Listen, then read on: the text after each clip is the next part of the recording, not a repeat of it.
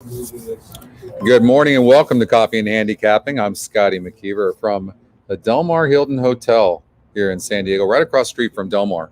And we're going to cover the 8 races today from Del Mar and big races tomorrow. Pacific Classic tomorrow, going to be really competitive races. Peter Fornatail from In the Money is going to be here with me for an hour or so covering the late pick 6 at Del Mar. So that's going to be a lot of fun. How are you guys doing?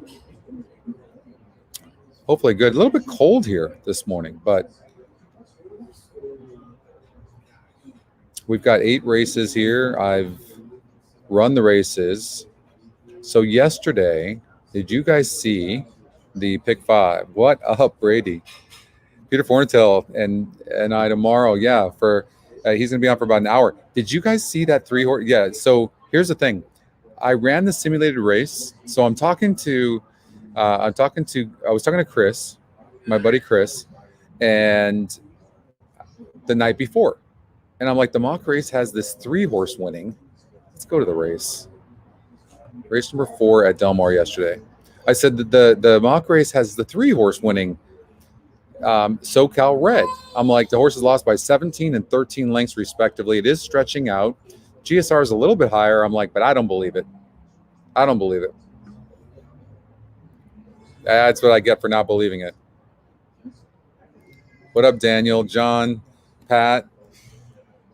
What up? Like, good to be here, by the way. Sorry, I had some computer issues yesterday, and thank you to Brady for helping me out. Like, I don't know what, I couldn't get on my computer.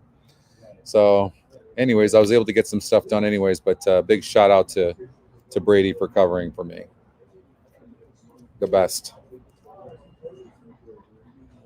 It was insane. I know, Trish. Yeah, it was crazy, but yeah, the simulated race had that. I ran the simulated race today. It's amazing. John's building a really nice algorithm right now, and it's being updated right now and built. And right now, it's being built out, and I can go from call to call to call, so I can really look at the horses carefully from each of the calls. It's pretty incredible. So I'm hoping you guys will have the simulated race no later than 6 months, but who knows? You never know. Maybe even sooner. So we're doing some big things right now. Ticket book. Brad's been working on a lot of different things. You saw we had some issues with the site with live odds yesterday, with some other things. And sorry about that, but looks like everything's back to normal today. Upcoming races was off a little bit. So we're going to cover, in Coffee and Handicapping, we're going to cover all 8 races of Del Mar today. But we're also going to, I'm sure we've got Saratoga coming up, and you guys are going to want to cover that. We'll look at that. I'll run the simulated race. I can't show it to you guys, as you know, but I'll go to a different screen and run the race for you guys if you want to do that. If you want to cover something else, let me know. We have a little bit more time today because first post doesn't start till 4 o'clock here on Fridays at Del Mar. Okay, so shouldn't be any rush, and should be a lot of fun. So we'll do that. And what else? Let's go over and see. So I gave out the 4-3 on the simulcast yesterday. I liked Rev Rita, and the main reason I liked it was look at the GSR. Pretty cool. 9 points higher, had a 16% number. And the 3 horse, I just saw these 4 third place finishes. Ron Ellis is a fantastic trainer, but he's cold. And so it was easy for me, 4-3 in that race. I did not like the 7. I didn't look at this 44 SOR. This is a 46 SOR current race, and the horse lost by 12 3/4 lengths, getting third against 5 other horses. Didn't run the first leg. I'm like, I don't understand why the system liked the Scotty pick liked it. Win percentage didn't love it. EE Morning Line liked it at 3-2, but and it predicted it properly. I didn't like the horse at all. I did think that one horse.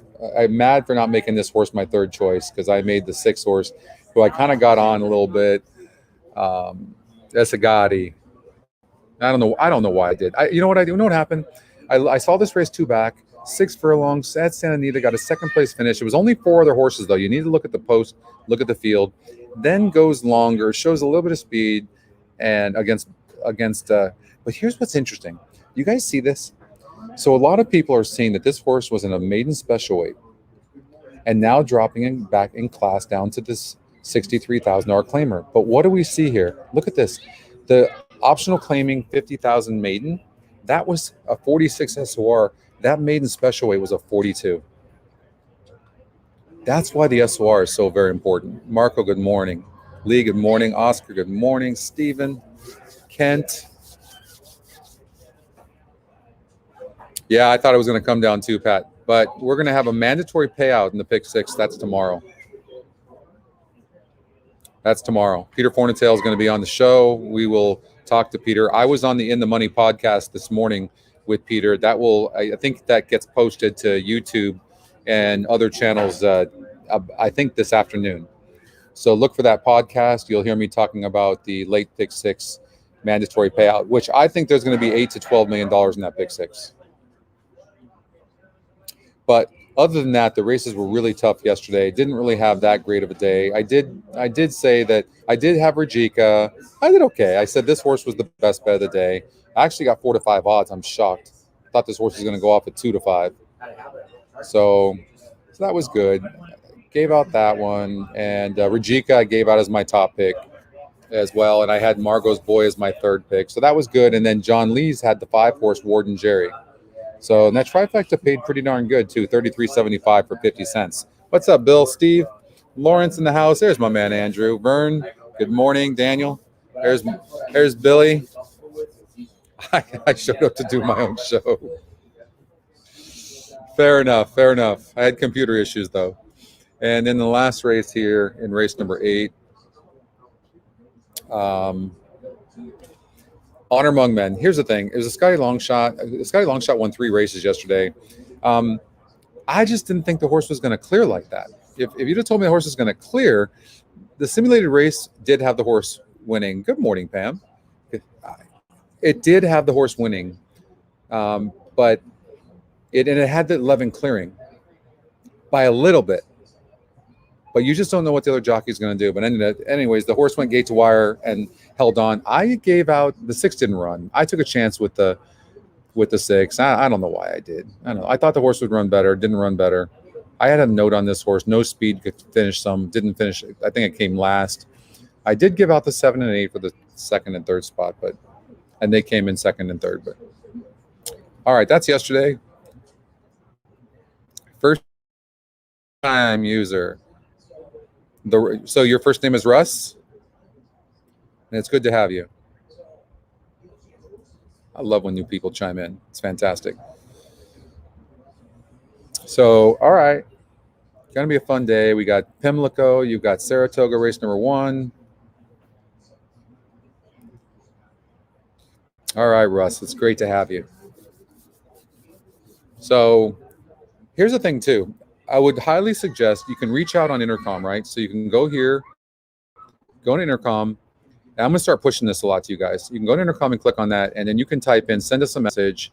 You see that handsome fellow with that beard down here? It really looks like I want to braid that thing for him.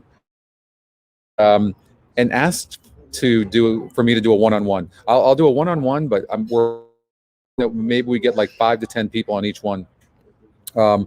And give you some private training. Okay? So Keith, hello. Happy Friday to you as well. Anyways, I think what we're seeing is when we do private training with people, it really helps them a lot because they don't know what a GSR is or what an SR is. And so if you do want that, let and be glad to do that for you, okay? All right, what else? Pimlico race number 1. If you guys are playing that, so I'm going to just run the simulated race real quickly. The race is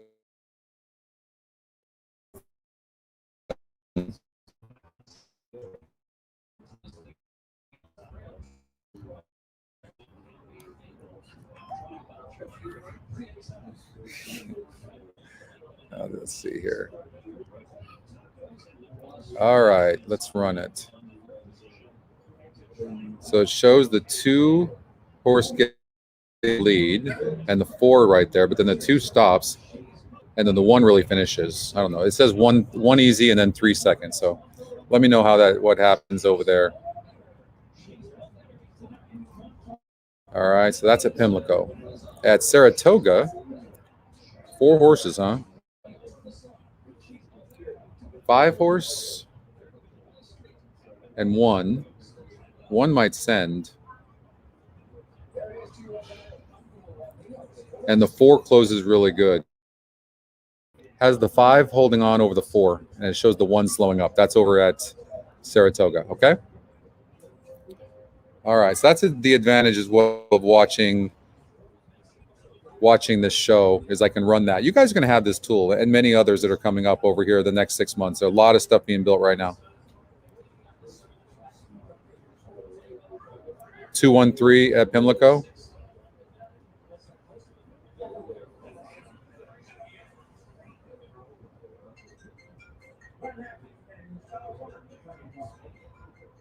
She's Mo better.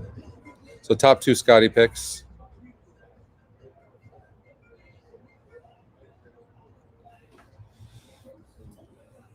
Saratoga, 3 scratches. What's the weather like? We got the weather widget we can look at, and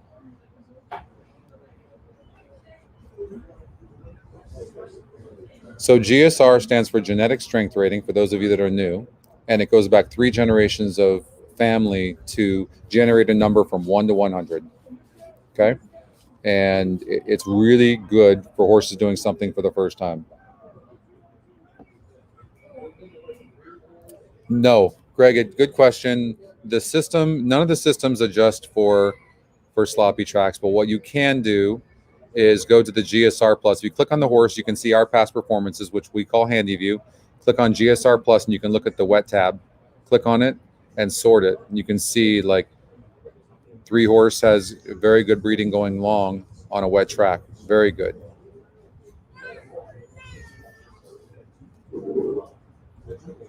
Not bad here with the 4. And this one's average on the 1. So maybe a horse like who's got the top GSR, 34%, good wet breeding.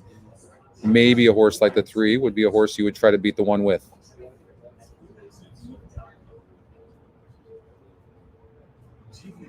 Oh, Belterra, you were able to find value? Let's see here. So 4 horse was 73% to win. Wow, you don't see that very often. Wins the race over this. Oh, look at that. Yeah. 4-3. So you got the 5 to 1 for second. And then you found value with the 2 horse. Yeah. That 5 horse got 4th at 17 to 1. And see what I mean? Yeah, look at that. In a short field like that, a 73% horse, 2 to 5 on the EE morning line. Horse goes off at 1 to 9. And look at that. $15.25, 50-cent trifecta. That's insane. That's how I win tournaments right there. People say, you can't. Why are you playing favorites, Scott? It is, Andrew, right? It is. The GSR, in my opinion, is the best tool in horse racing. Period. It's the best. Do you know that the GSR acts like a win percentage? It hits it like 24% win. The GSR. And the average payout is insane. It's really incredible. It's not a flat bet profit, though, so don't just take the top GSR and bet it to win. But it's not bad. Some tracks, it is a flat bet profit. I was looking at them. But the GSR is tremendous. So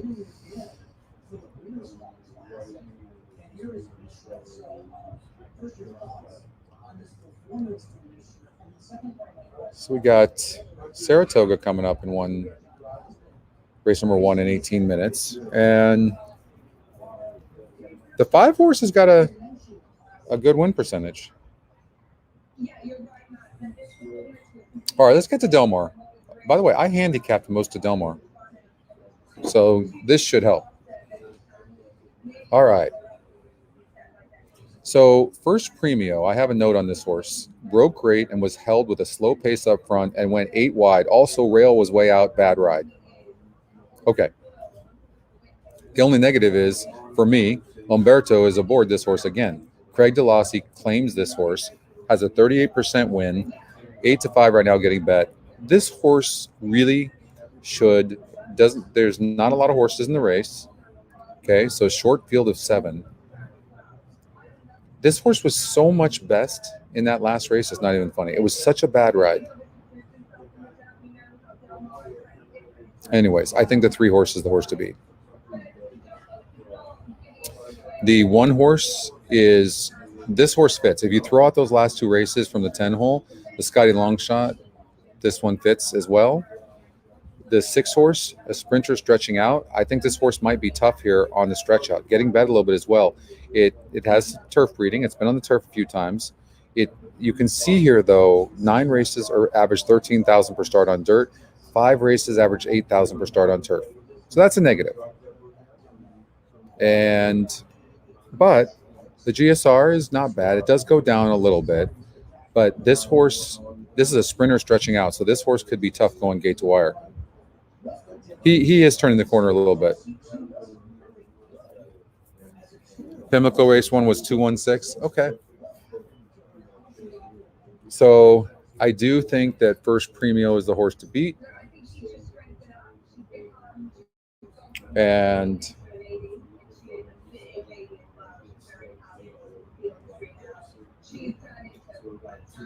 yeah, I'm looking at that right now. So this horse, 2 wins and 5 tries, average SOR is good, earned $60,000 in those 5 races, top GSR, Scotty's second pick.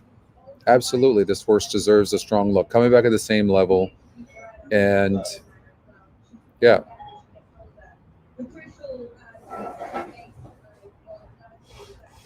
I will say this. I mean, it's got Flavian Pratt's aboard. John Sadler claims the horse. John Sadler claim. Flavian's aboard for the first time. No, he stays on. Excuse me. John Sadler claims the horse for 40,000. Sergio Morfin claims this 4 horse, who certainly deserves a look. The reason is if you look, this horse was the favorite 3 back against a 66 group over at Gulfstream. And that was the first race over at Del Mar. Comes back at the same level. And you can see that the reason the SOR is so important is, look, it comes back at the same level as last time, but that was a 66 group. This is a 62. The horse was 5-1. So the 4 horse deserves a long look as well. I do think, though, the 3 horse is really going to be tough to beat. I ran the simulated race on the 2, and it didn't like it. Hey, Joe. Good morning. Anthony. So I have mixed feelings on the 2. Has a top GSR. John Sadler claims. You got Flavian Pratt aboard. The horse has 2 wins and 5 tries with a second place finish. Is Scotty's second pick. I think the 2 is going to run good. You know, we're talking about the turf race here. This could be cold. Umberto, first Premio over the 2 horse WW. I don't know why the simulated race didn't like the 2, but it didn't. But again, the simulated race, you got to be careful when you guys have it. It's just a tool, just like the GSR is. Sorry, you can't get too caught up in it. So what I'm trying to do is figure out how to utilize it. You know, especially for the NHC coming up. And I think what you have to do is you add. If you've got confusion or things not lining up, then you add. So, but from what I know of this 3 horse, I mean, this horse should be really tough to beat. Second time here at Del Mar as well. Often horses are going to improve. And that was a way tougher group than what's lined up here. Looks like Craig DeLossi got a good claim. There is no early pace, no. But this horse is tactical. You can see here 2 back over at Churchill. Here's what happened. It was an extremely slow pace. And I watched the race. Umberto grabbed the horse. So it looks like this horse has no speed, but he literally grabbed the horse to try to. I think the entire time he was so confident that he knew he was going to win the race. That's what I think. That's what I'm thinking.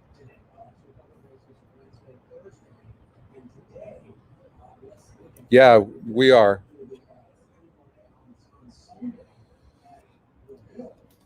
The one just might be too far back, Bill. The one might be too far back, but this horse is going to close. But usually these horses so far back don't close. First Premio, this horse couldn't get swung 4 wide, 6. No, it was like 8 wide. You see my note here, right? Because I bet this horse. I was watching. This horse was so much best. It wasn't funny. And I think that Umberto rode this horse too confidently. Had traffic, they crawled, and still was closing. Now, this is the horse to beat. And the SOR says this is an easier field by 4 points. I've been to the NHC once. I was at the NHC. Yeah, that would be amazing, Andrew. I was at the NHC 2 years ago. Maybe it was 3. And I've never really tried to qualify, though. I just, I've had, been working on EquinEdge and building the product, but I was there and we had a total different user interface. It's a true story. And I got my butt kicked and I was so frustrated. Our user interface focused around having our own form, racing form, like this. This is what our user interface looked like. And I was so frustrated when I came back. I said, we're changing the entire thing. This is no shit. This is a true story. And we changed it to this. I'm like, we need past performances, but they need to be like also not the lead, because that's been done before. All we did was create another form. That's all we did. That's all we did.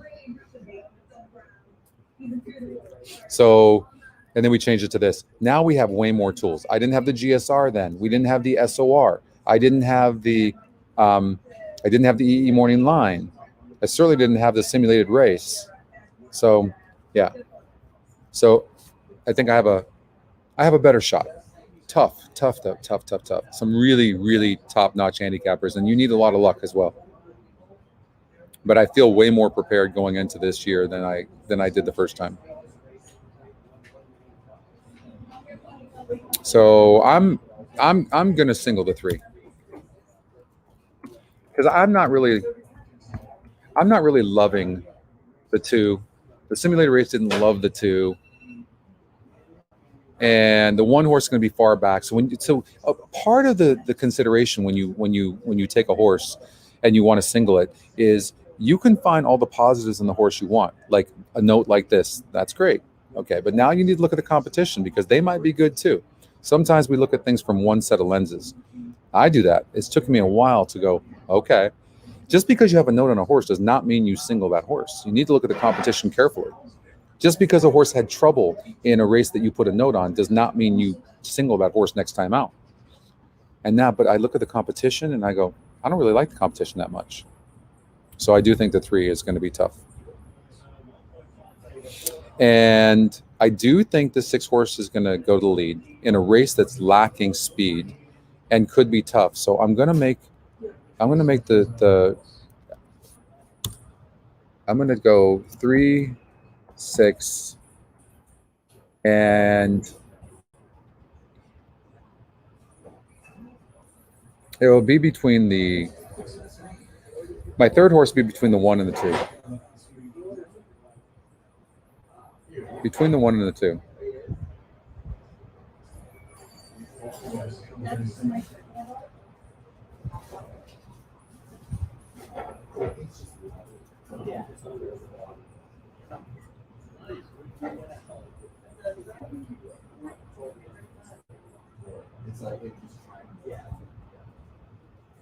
Have they posted those odds yet, Bill?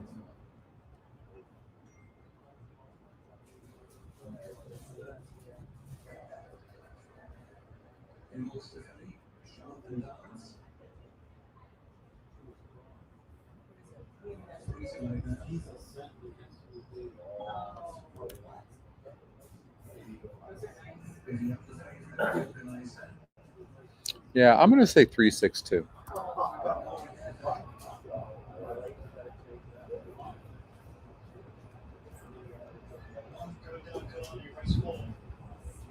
All right, race number 2. Well, we got Saratoga race number 1 coming up. Okay, let's just look at this real quickly. Run the race, right? Had the 5 winning. So 50 Shades of Gray.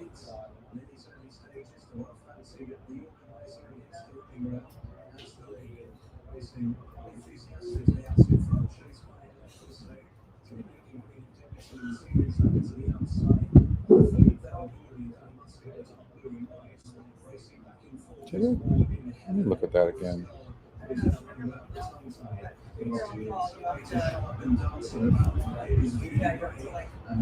5 on the lead.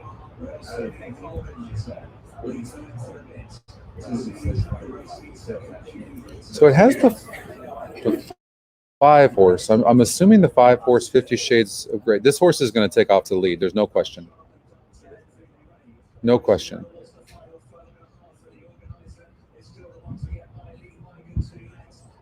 And the 1 horse is going to sit a good trip. And 3-1 easy last time out against a similar group. But what happened the race before? Oh, jostled and faltered. Oh, this 3's running good right now. 3's running good.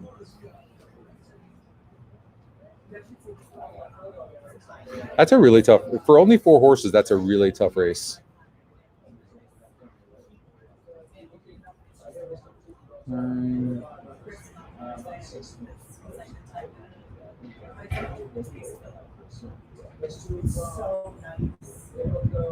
That's so close. I mean, I don't know how the track is playing, but the 5 could go gate to wire. The 1 is going to sit a really good trip. You know, Luis Saez is really aggressive. He might send this 1 from the inside. As a matter of fact, it would be a smart move. And the 5, though, only has one, looks like one way of going.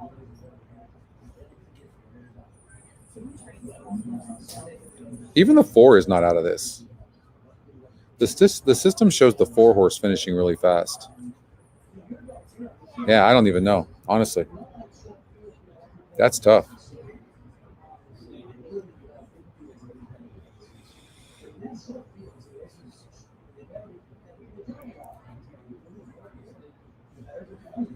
You know, I met Ray. When you say a few years ago, it was a lot of years ago. And I met Ray over at Gulfstream Park.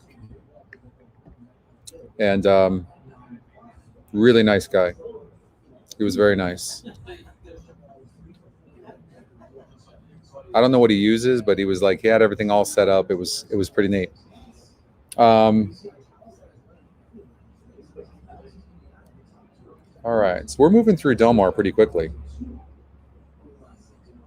So in race number 2, I thought the 4 and 1.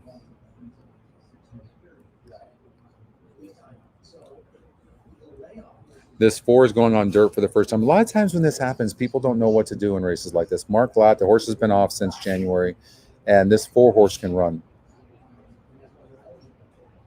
3-1 in the morning line, 7-1 in the morning line. The horse could go up in odds. 0 tolerance is the horse to beat. No doubt. So I'm going to assume this horse is way faster than what it looks like. But it's on dirt right now. But here's the thing. It looks like it wants to go dirt longer, and it's more bred for turf. And this horse, the 4 horse, not as good at breeding. And looks like a little bit longer would be better as well. So, but it does look like those 2 horses. This is one of those races where you could get a price. Awkward start, though. It set on the 1.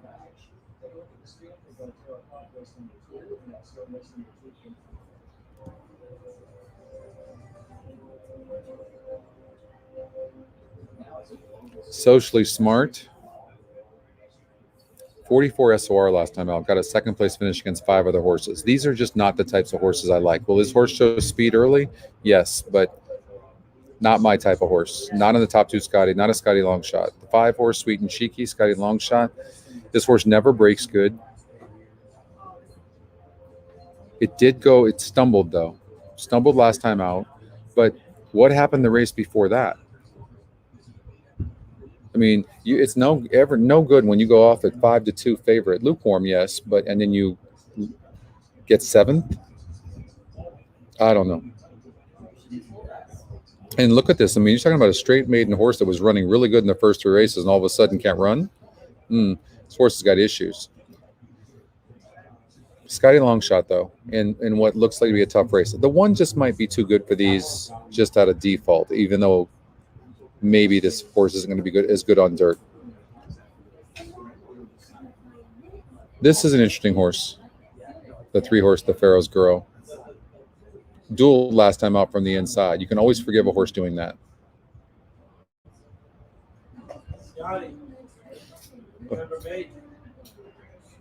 You look very familiar. You look very familiar. That's right. That's right. I do remember you, Andy. I'm doing very well, thank you. You down here for the Pacific Classic? Yeah, right on. Hi. Yeah. That's been years ago. I had that horse, Billionaire Bob, running. Yeah. Yeah. Yeah, I remember that. Wow, that's been a long time. How long ago was that?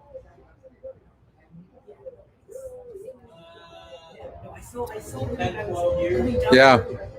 I want to say that was, like 2009, 2010. We did. Yeah. Yep, we did. I live there now. I live in Fort Lauderdale. Yeah. Yeah. Las Olas. Yeah, I'm over at Gulfstream all the time. Yeah. Yeah. Absolutely. You do? Right on.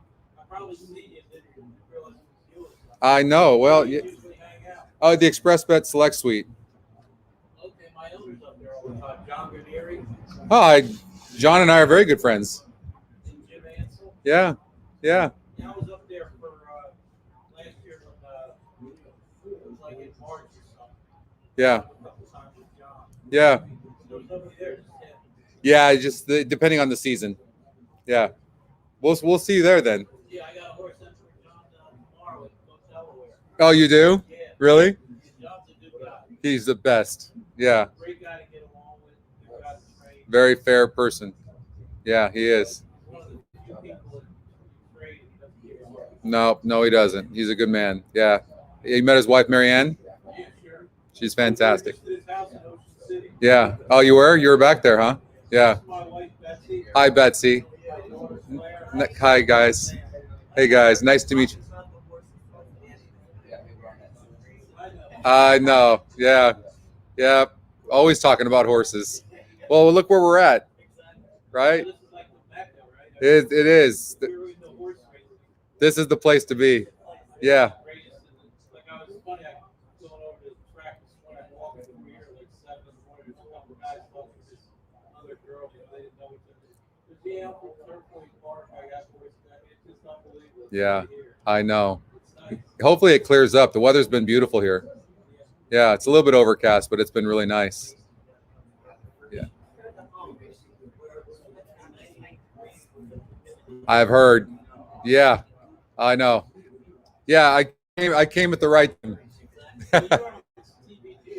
Yeah, I was on TVG for a while. Yeah, I have my own show now. I'm doing my own show right now, but you're on the show. It's a podcast. It's called EquinEdge. I'll give you a card. If you scan the back of that, it'll give you a free month as well. Okay. Okay. All right. Great. All right. Thank you. Good to see you. Good to see Yeah. you, man. I know that guy. I know. It's been a long time. Yeah. Yeah. Paul had a horse get second the other day here. Did you see it? Ran good. I was just over the barn with him. Yeah. The Yeah. horse ran great. It did. Nice horse. I know. Very nice. Yeah. It's funny. I was talking to Trevor. McCarthy. I'm good friends. Yeah. I've known him since he was a baby. He's a real good kid. Yeah. So I was talking to him yesterday, and I go, "What about Paul's horse?" He goes, "I was breezing the horse for Glatt, right?" Yeah. So he goes, "This horse is working unbelievably." So his son comes to me, his 19-year-old son, and he goes, "Trevor, can I bet?" He goes, "Here's the deal. Get all the money you can get together." First time they ran horse, he goes, "Bet." He says, "And then go back and find some more money and bet again." Oh my God, they were very confident. That's a great story. Give us one horse today. I'll give it to you in a second. I'm doing the show right now, and I'll let you know. Okay.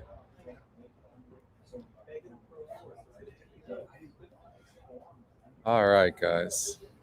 That's Del Mar. Love Del Mar. It's so people are pumped about the Pacific Classic, and oh yeah,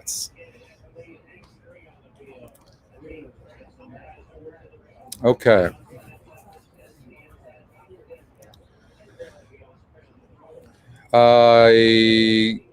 I do think this horse can run. I forget who the simulated race had getting the lead. Hold on, let me see. Del Mar 2.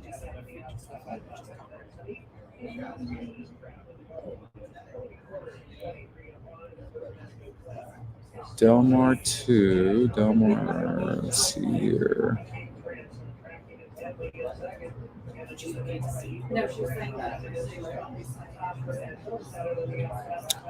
All right. So it has the 2 and the 4 on the lead in race 2. So I don't think the 3 can get the lead.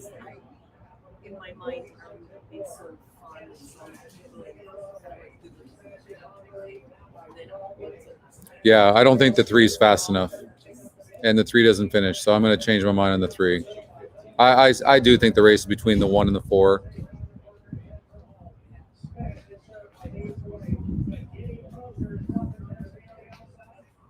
If the 4 doesn't go, because the 4's been racing on turf, but the system's been dead on fire with horses like this. But socially smart, could run decent on the lead, but I still think it's going to be all about the 1 and the 4. I'm going to stick with that from what I can see on the simulated race as well.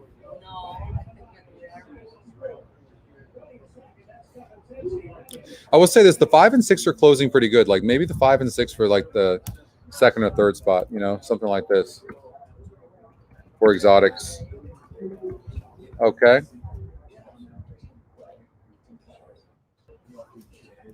So yeah, if you're a new member, you get a free month on EquinEdge if you're new. There's codes somewhere.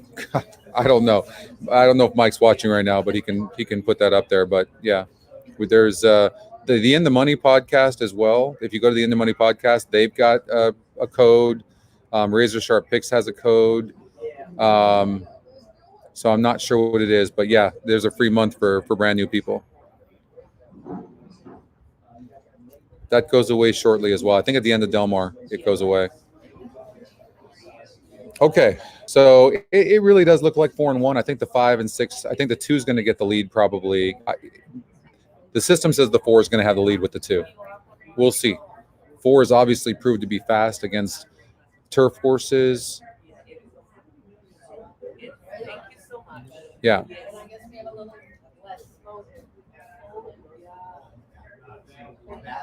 How'd it go over at Saratoga? That was a tough race. What's up, David?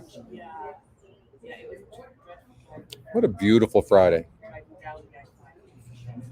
Don't forget to like the show. Thank you, Daniel, very much. These likes are so important for us. So if you don't mind, like the show, the thumbs up. Man, I got a thumbs down yesterday. Or not yesterday, but when was it? Last week sometime. I think Sunday. Who gave me a thumbs down? What's up with that? Came in 1-4.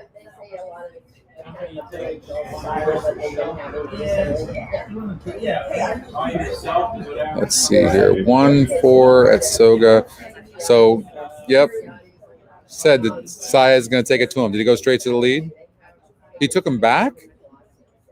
Wow.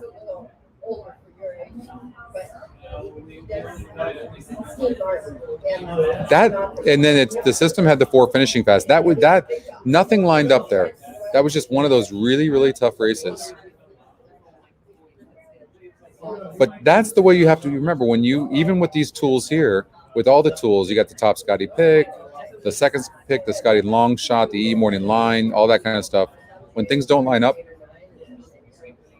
look at the E morning line on the 4 horse, 3-1. And it says the 1 horse is going to be 7-5. Goes off at 6-5. Well, the odds makers morning line was good too, but amazing.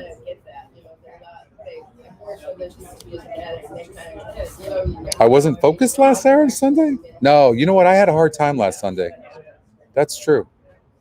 It's hard sometimes being on all the time.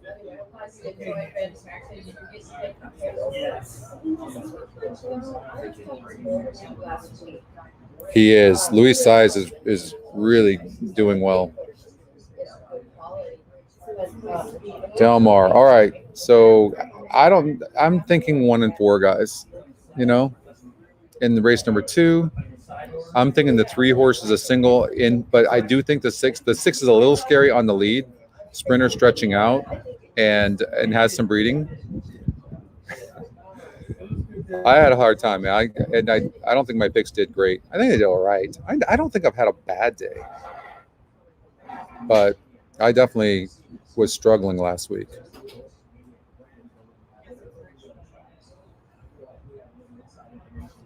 So, yeah, so I'm going to say 3-6-2. I just think the 3 is just way better than these. I really do. Getting easier on the SOR. Maybe, you know, you do a backup. You single the 3, and then maybe you just do an exact 6-3. I can't imagine the 3 not running good. 4 and 1 in here, in a race number 3.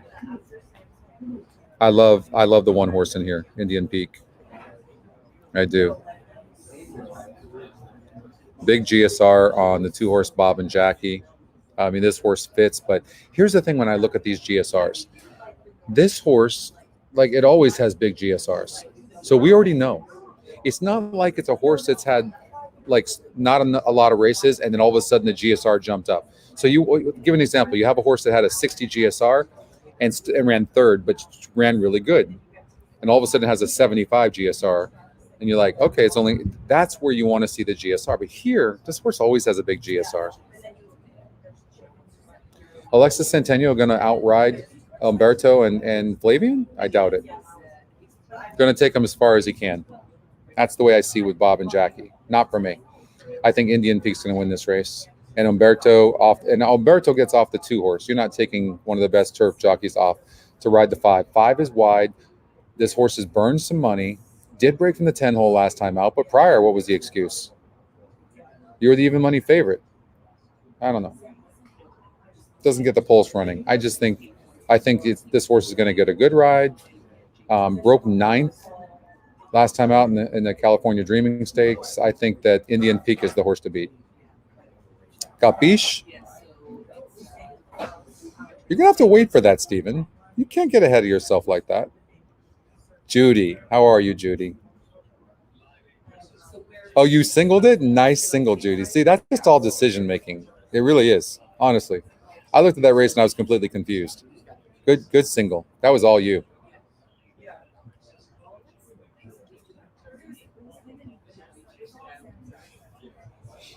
So, yeah, race number 3, Indian Peak. I think it's Flavian and Umberto. All right, race number 4 at Del Mar, where the turf meets the surf, down at old Del Mar. I'm telling you, Chris Barr needs to put me on the show. Chris, where are you? He needs to let me sing. What's up, Mark? I know. Where have you been? What's going on with you? Everything okay, I hope?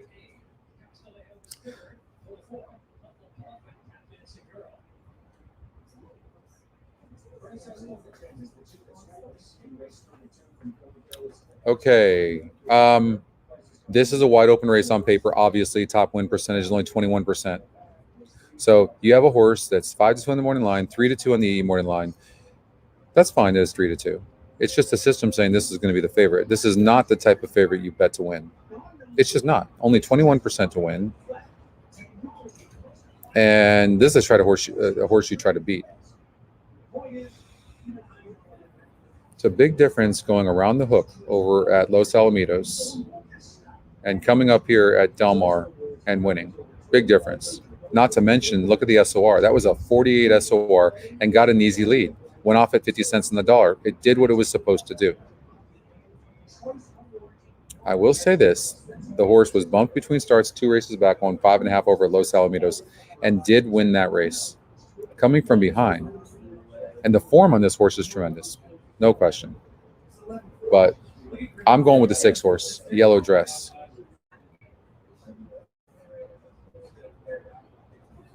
This horse off the layoff, the horse is training good. I think this horse is going to run good. Yeah, you and a million other people, Judy. Yes, EE Nation. We have the best community in all of horse racing. That is for sure. Jasmine Chieftain by Bold Chieftain. You guys remember Bold Chieftain? Horse ran at Del Mar a bunch of times. Northern California horse. You guys remember that? Bold Chieftain was fantastic. I liked 6 and 7. I thought the 2 horse may get over bet. 3 horse new trainer fits here in a wide open race. Van Belvoir takes over, claimed this horse over at Emerald Downs, comes over here. I will say this: the simulated race said this horse can run. It's got a 16% win, so maybe one to consider.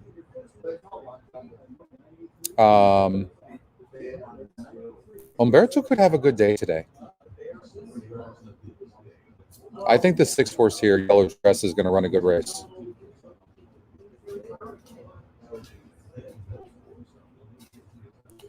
Royal Blend, the 5 horse. Let's see.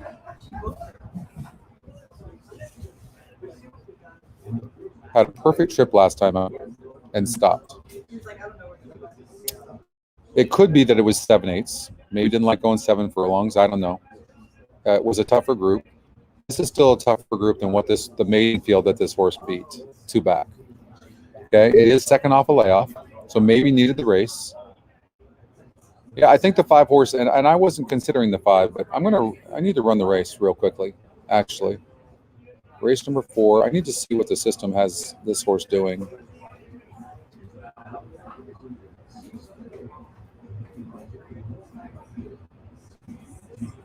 So comes from behind, no speed. In fact, the 5 horse could be last. That's not a good place to be here.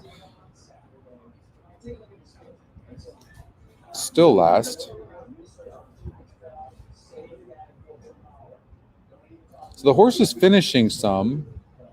The system doesn't like it. I would just say that the simulated race does not like the 5 for whatever reason. But I'm looking at this horse on paper, and I can't say that this horse can improve second time out. But the mock race doesn't like it.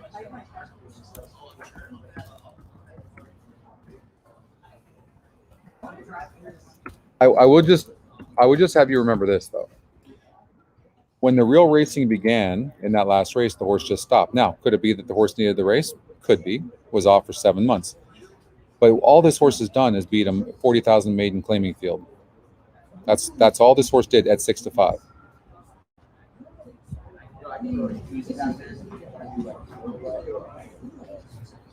She does have a little bit of back class, though. She does have a little bit of back. I cannot say this horse can't run good. I wish the system liked it more, but it doesn't. Does have a top GSR though, doesn't it? And has 1 win and 1 second in 2 tries at this distance of 6 furlongs on dirt. So I think there's still some work to do.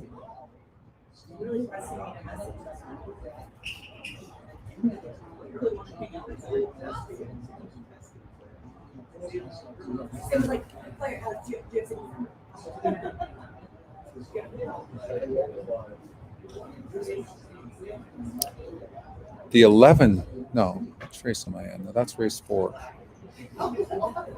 Hold on here. You know what? I was in the wrong race. Scratch all that. Scratch all that. I was in the wrong race. Okay, let's see here.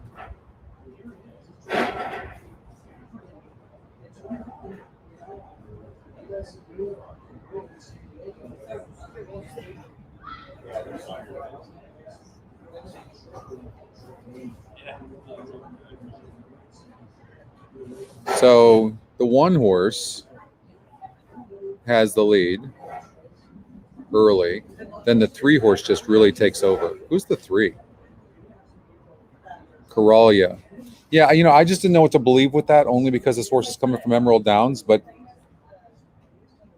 the 3 horse, the system likes the 3. I at least have to tell you that. That's it does like it.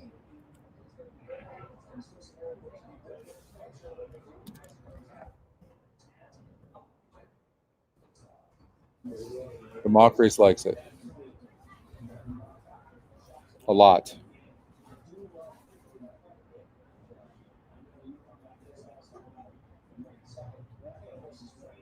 It's, it's a really wide open race. It's going to rank them, yeah. It'll show you along the way too how far back each horse is as it's going. So remember, the only reason you guys don't have this yet, there's a lot of work to be done on it. I've only had it for about like 10 days, I think now, maybe 2 weeks. So there's a lot of testing that goes into this, but it's showing a lot of promise right now, a lot of promise. So that's the reason. So I'm not trying to tease you guys. It's a lot of fun though, and I'm really excited about it. And it looks like we're gonna have a good product there. So John's doing a really good job on it. John is the data scientist who's also a partner in EquinEdge, and real brilliant guy. So he's doing a great job. So it's just added help whenever I get a chance to be able to use it. That's all. It honestly has the race wide open. I chose the 6 and 7 best. That was my handicapping. I could be completely wrong. Okay, the system had this horse the race more wide. It actually had the 3 horse winning fairly easily, and then it was really wide open. I'm choosing the 6 and 7, but I might change my mind because that was a close race. All right, let's go to race number 5.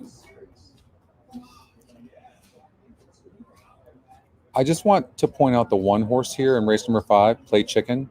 Don't leave this horse out. The 11 horse is going to have to be sent from the outside. Mucho Doro, top Scotty pick, lukewarm win percentage, 1 for 1 at the distance, has a good GSR. But when you're in that wide post of 11 going a mile on this turf course, I mean, you're going to have to be asked. Now, this horse is fast. Edwin Maldonado is good at getting a horse out of a gate. I anticipate the 11 is going to have the lead. But there is other speed in here.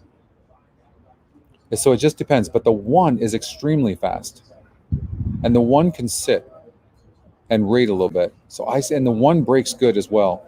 I see Tyler Bayes giving this 1 horse a really good good trip. And this horse is 12-1 on the morning line, 8-1 on the EE morning line. So just take a closer look at the 1 horse, Play Chicken. Okay? Man Friday, this is a horse that has burned a lot of money, but it has been in the money 4 or 6 tries. But I've played this horse the last couple of times and really been disappointed when it was the favorite and it lost. That being said, the simulated race had this horse running good. Mike Maker claims this horse, and Umberto Rispoli is aboard. So top GSR as well. And so it has a 17% number. The win percentages are, when you're seeing these close win percentages like this, listen, if I show you, I'm going to show you, there's plenty of win percentages. If you want to go find out where the chalk is or the big win percentages, look, there's 33 pages of them today. You see? 40%, 50%, 56 there, 48, 50, 66%. Like, you can find these. When the win percentages are saying it's average, it's doing its job. It's not a bad thing.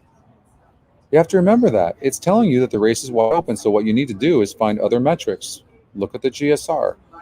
Look at the Scotty picks. Look at the Scotty long shot, right? How about the EE morning line? I mean, the EE morning line is tremendous.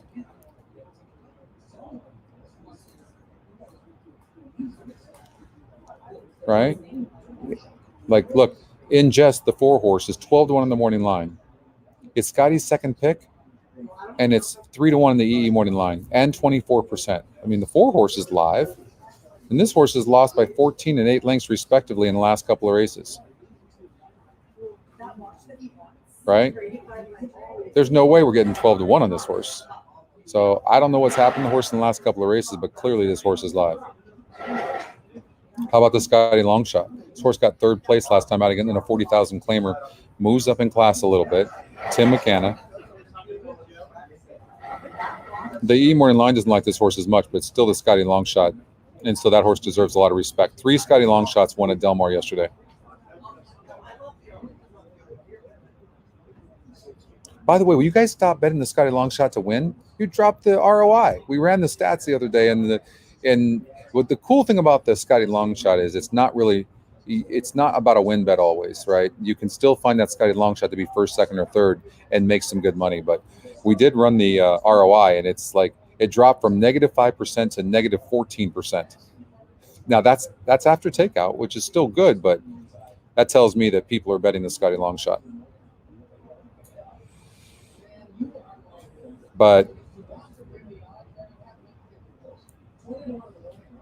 the 1 is going to get a good trip here. The 6th horse is much, I don't know.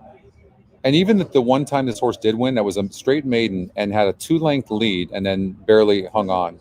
And then was 3rd against 5 other horses, was 7th against 7 horses, was 5th against these horses, and then did run a nice 2nd place finish here, closed and disappointed as the favorite. But I don't know who's going to show up here. I don't know who's going to show up. 6 is not in the top 2, Scotty. But I don't know. Mucho de Oro might be the horse to beat. Here's the thing. It really, to me, depends on how easy this horse gets a lead. That's what it depends on. Is the 11 going to get an easy lead from that outside? 6-1 in the morning line, 5-1 in the E morning line.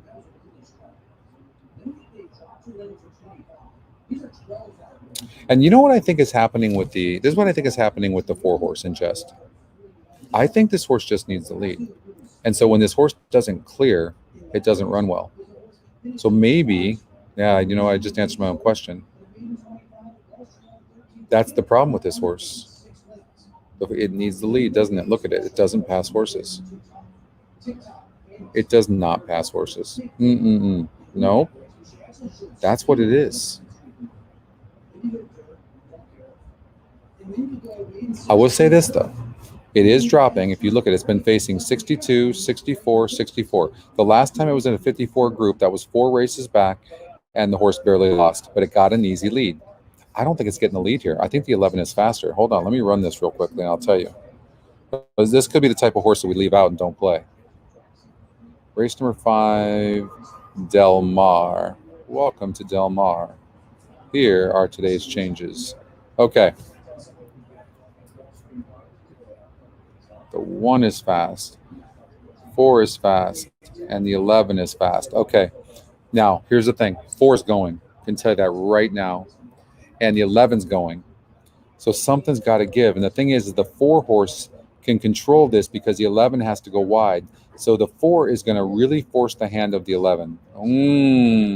So they could wash each other out. They could wash each other out, no question. Look at the 8. Who's the 8? Sense maker.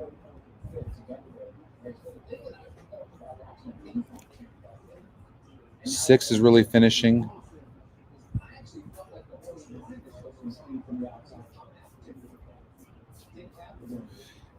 So that 4 is going. That 4 is going and going to be on the lead. And the 11, I think the 11 has to have a lead as well.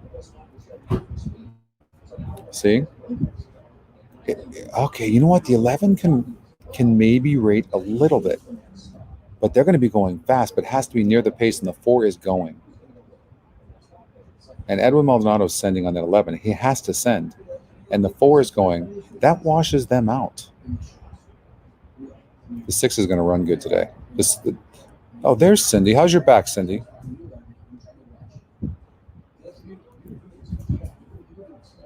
Six is going to get a good trip, guys. 6 is going to get a very good trip. And so is the 1 Play Chicken. Look at this horse, what it did at 8 furlongs here, 8 races ago at Los Alamitos. It was 3 lengths back and then finished. I think you're going to see that same type of trip here. And look at this horse has been facing 66 and 62 and then cuts back in distance. So, yeah, I think the 1's going to run good. The 8 makes a move, but then peters out, it looks like. Yeah. The 8's going to be there at the time. It would be a little bit interesting, but yeah. Well, good, Cindy. You're just sore? Okay.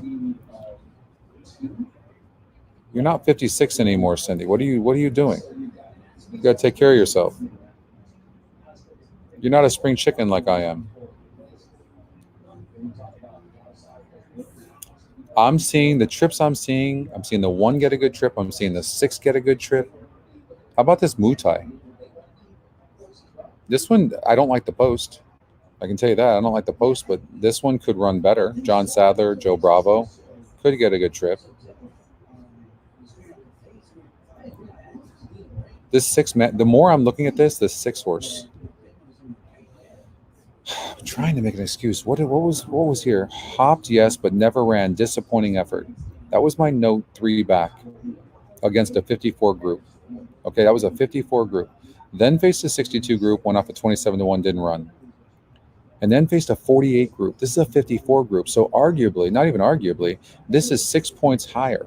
Oh my God. So now, if you can't rely on the 6, who the hell are you relying on? 4 and 11 wash each other out, don't they? Or do they go gate to wire? Can they go all the way? You fell down a flight of stairs?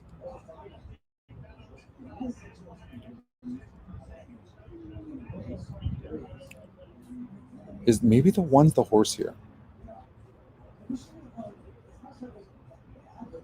Did you hit the pick 6 yesterday, Cindy?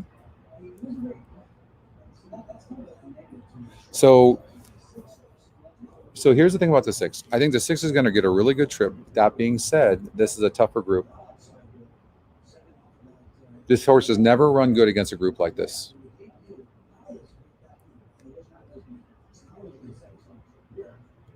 The 1 horse play chicken is tactical, and look at the last couple of races faced 66 and 62, and Broken had trouble last time out, 24-1.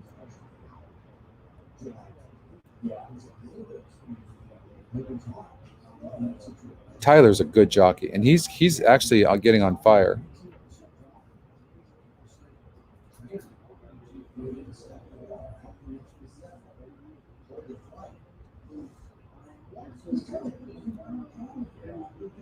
All right, I'm going to run the mock race for Saratoga race number 2.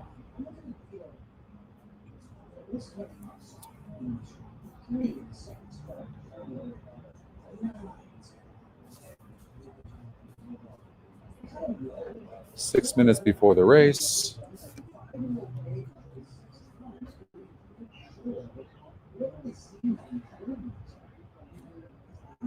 So it looks like on the lead early will be the 5, 3, or 2.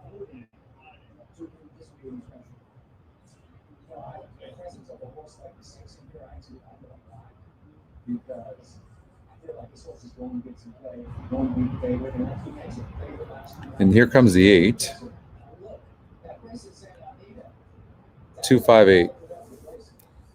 Has the 8 winning over the 2, over the 5, but they're very close.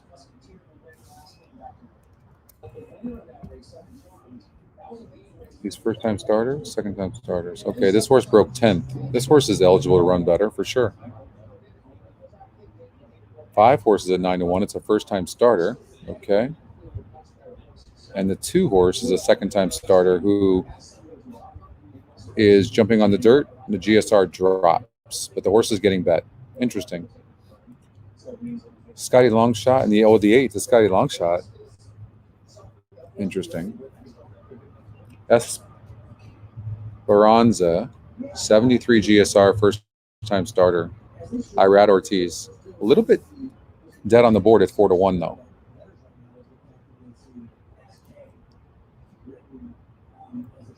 Luis Saez on the 6 horse. And Empire Lily is a first-time starter as a Scotty top pick. So a lot of different directions it's taking you.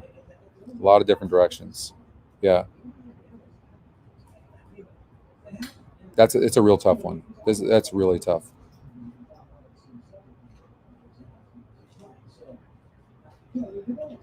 I'm guessing based on the workouts, the 6 horse making my move, the workouts look really good.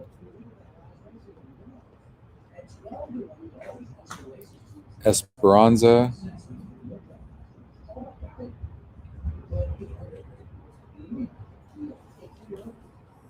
The other thing you can do too is run the GSR Plus and really see, what a horse is bred to do. This one's all over the place. Can go long, can go short, can go on turf. I mean, it looks pretty good. This one, same thing.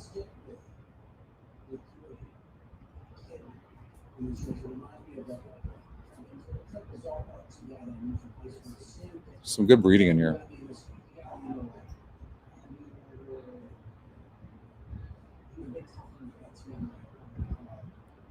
This one looks like a sprinter.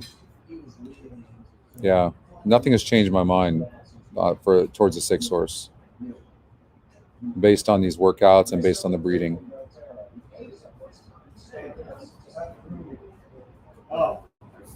But yeah, I mean, it's all over between the GSR, Scotty picks are different, Scotty long shot, the simulated race. It's all over the place. So I didn't help you at all, Junior. I will say this, for me, the 6 horse making my move looks pretty good. Now I got to watch it. I love races like this. And, you know, you can never go wrong with a top GSR. But this horse is dead on the board. You got a horse that's 5-2 on the morning line, 5-1 right now. It is Scotty's second pick, 19%. You know, maybe it's because the 6 horse is taking so much action that it's dead. Empire Lily, the top Scotty pick, is getting bet.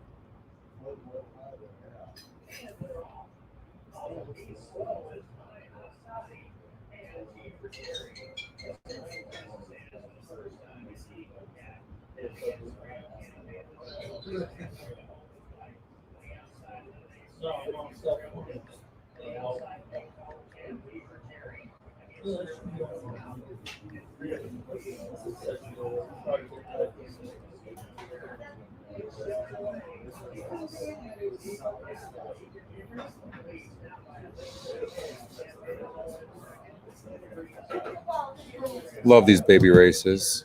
Empire Lily. I mean, the 8 horse is Scotty Longshot.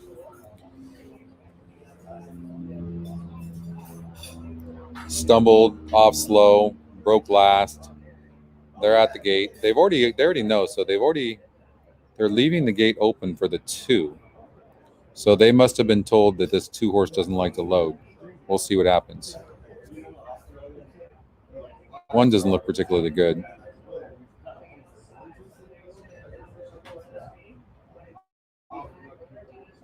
To me. What's up, Taiwan? 3 scratched to Toga. It did? Oh, it did scratch. Thank you, Lori.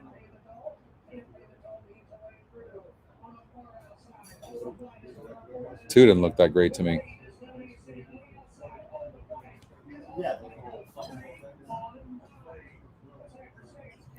Four looks fast. 5 doesn't look that great to me.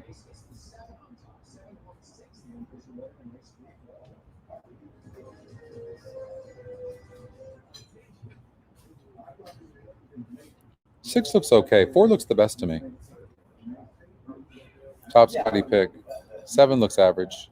It was kind of mystic a little bit here. 8 looks okay. 4 look good.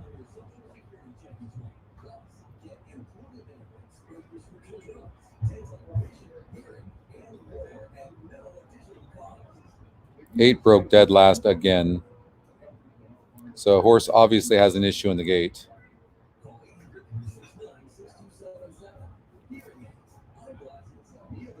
Totally.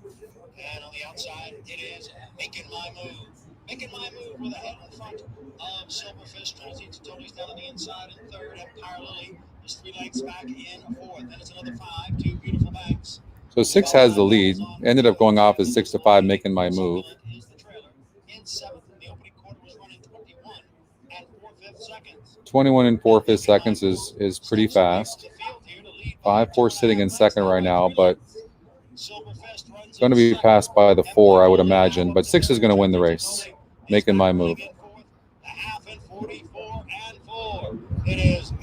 Now, here's the thing, too. Just, 6 just went wide, or 4 and got tired. So I have a feeling maybe this 4 might have needed the race. But impressive at the 6. She's going to win by as much as she wants. Making my move wins her debut by at least 10 lengths. 6.5. So 4 got tired. And then a photo for third. And the time was 1:10 and 4.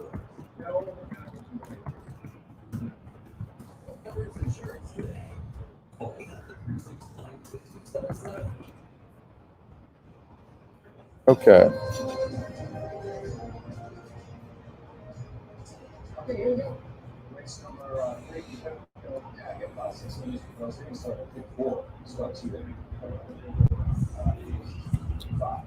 Impressive win. I don't think that was the strongest field in the world, but that was good. Yeah, 2 really bad breaks. I mean, the 10 horse obviously has an issue. I'll tell you what, some trainers really know how to. Sometimes it's the horse, no doubt about it, but some trainers really know how to teach a horse how to get in the gate. That's a thing.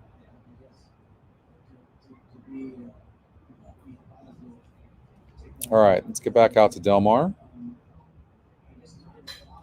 for race number. I think we're on race number 5.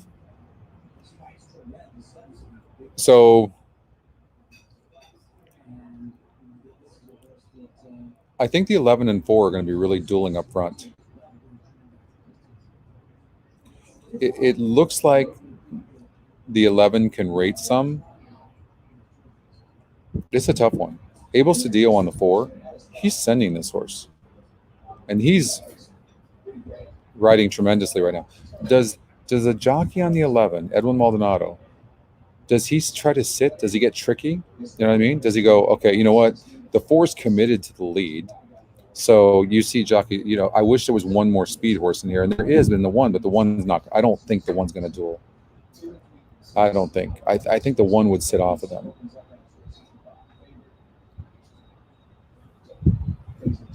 Yeah, absolutely.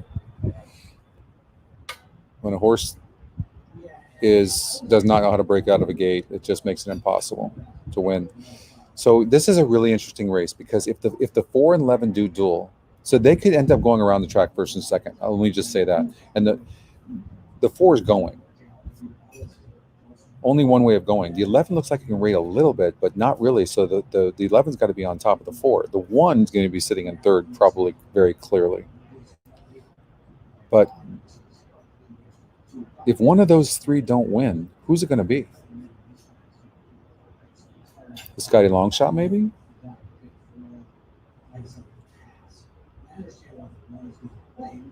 So I have a note here. Didn't have the best trip in between horses early. Jockey stopped asking at the top of the stretch. Okay, so that was 2 races back against a 62 group. Last time was a 48 group. This horse is supposed to win this race. And nada. At 4-1. Drops in for a $40,000 claiming price. What's changed? Why is it the Scotty Longshot? Abel Cedillo jumps off of the 3 to ride the 4. Tim McKenna claims this horse for $40,000. Anybody? I don't know. Yeah, they might, Charles, but the problem is that if they're going to be going fast, I would think. But maybe that's what happens. Maybe they don't go fast and they go around the track. Absolutely. That could happen. But here's what happens too. When the 11 horse is trying to get over from the outside, sometimes they have all this momentum because Maldonado can't just be like let him break out and like easy. He can't do that. You're going to have to send him a little bit. And so that could really get the horse going. And now you've already told the horse, I'm going, you're going. You see what I mean? Next thing you know, they're dueling. So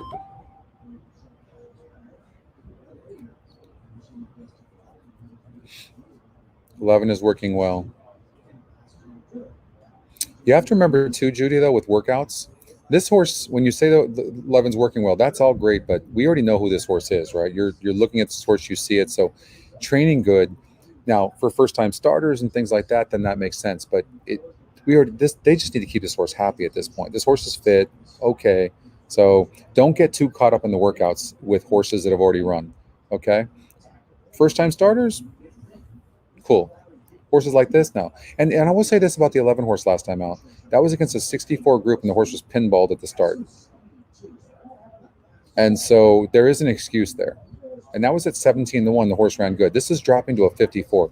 I mean, and this horse is 6-1. This can go off. This horse is going off as your favorite for sure. 6-1 in the morning line. That's not a good morning line.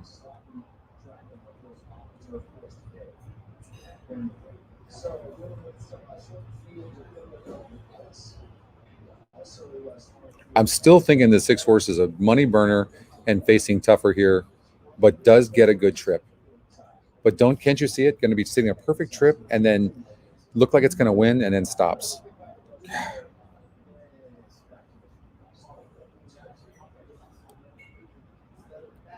And I'm going to tell you another thing. I know Mike Maker claimed this horse, but why wouldn't he put Flavian Pratt back on this? And by the way, against a 48 group, Flavian Pratt was on this horse and couldn't win with this horse. And now, now Flavian Pratt ends up, I know it was claimed, but ends up on the Peter Miller Rookie of the Year. The 7. I don't know. This horse won a maiden or a claiming race last time out for $20,000 by 9 1/4 lengths. There were 8 other horses in that race. Now jumps on the turf. I don't know what to think. Maybe this horse is starting to figure things out. It sure has not run very good. No, that's an understatement. It has run horribly. He has run horribly in his 2 turf trials.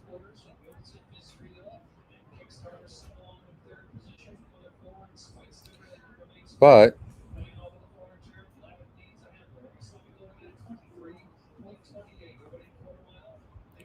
you see what I mean? Like, this race is just so wide open.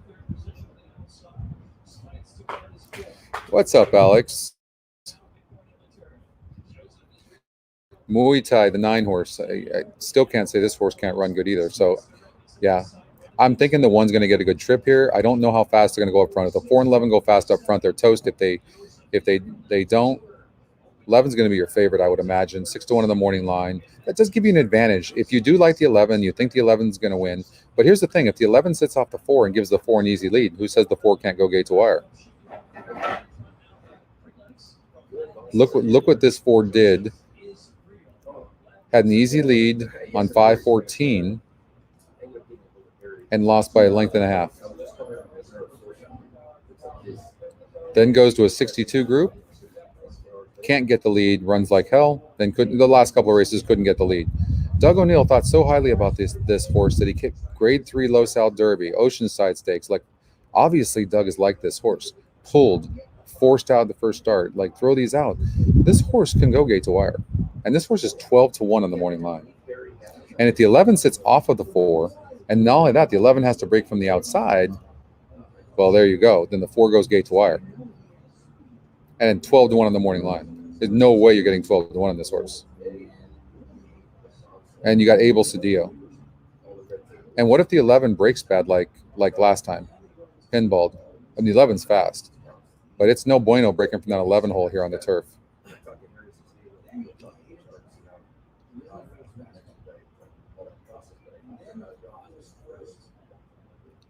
So just a lot of different possibilities here in this race. The E morning line on this 7 horse is 8-1. I mean, John White's morning line, the E morning line couldn't vary more than it does in this race. E morning line on the 9 horse is 12-1 as well.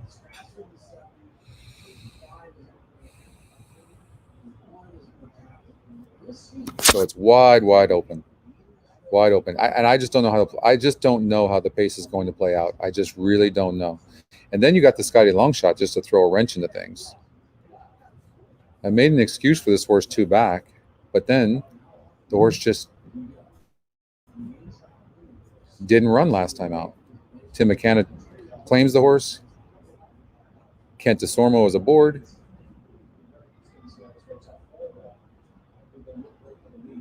We haven't talked about the 10. Jonathan Wong takes over for the 10, claimed the horse for $25,000, and he believes the horse should be in this race. Who am I to argue? 3 back, that horse ran a huge race, barely losing in a field similar to this.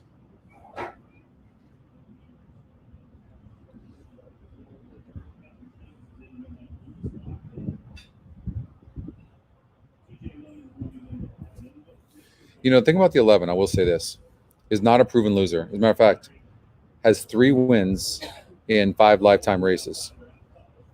1 win, 2 wins, 2 wins, 1 win, 1 win, 1 win, 2 wins, 3 wins. The 8 has 3 wins as well.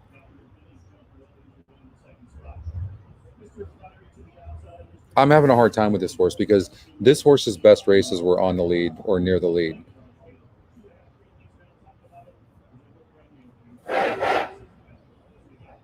And there's too much speed here. I'm not liking the 8 at all.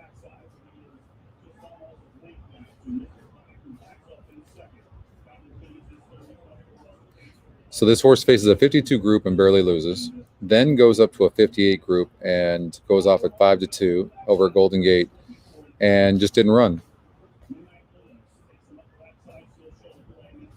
Then gets 4th against 5 other horses in this race here, doesn't run good. So it faced an easier group and ran a decent race. There is going to be some pace here. Jonathan Wong takes over. Juan Hernandez jumps aboard. I mean, I can't say this horse can't improve under Jonathan. And not only that, too, he's been cold this meet. He's won, I think, a couple, but you're not going to hold him back. I don't know, maybe in a race that seems wide open.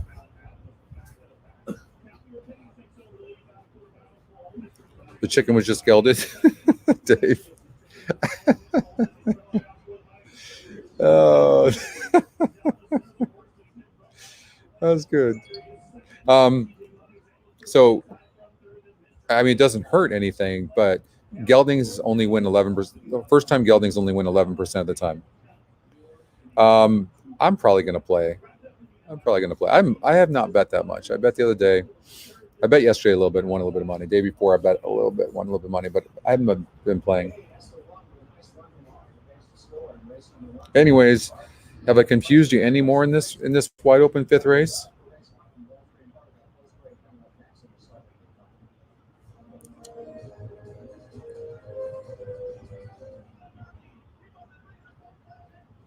I thought there was a.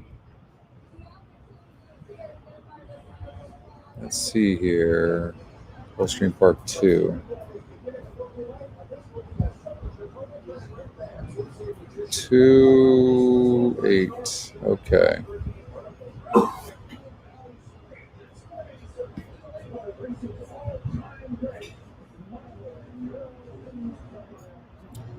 Okay. So in Gulfstream Park's race number 2.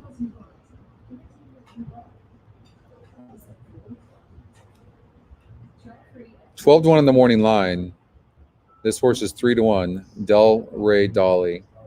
And this horse is jumping. First race on the turf going 5.5 furlongs. They might have given this horse the race.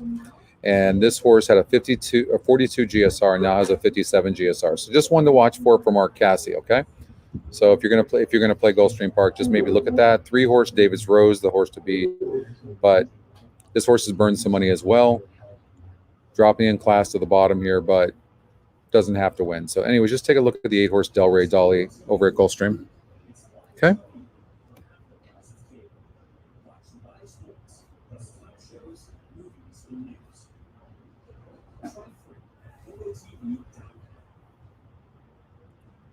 What? You're joking, right? No, there's no way that anybody would be that low of odds. No way. You're teasing, right, Anthony?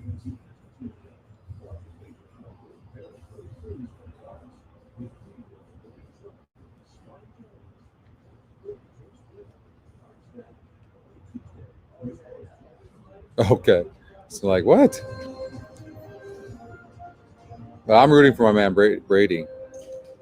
No, I don't think anybody should be under 50-1. and it wouldn't be me. Wayne Barnett. Why? Am I supposed to know that name, Cindy?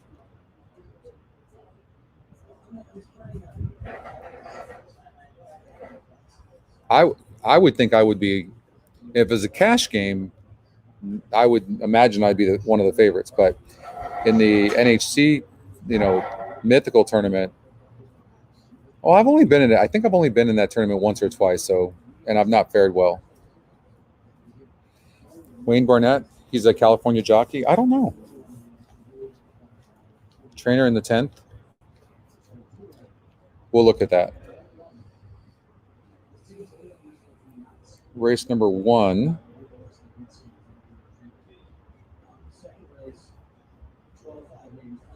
At Gulfstream Park. Let's run the simulated race for the heck of it.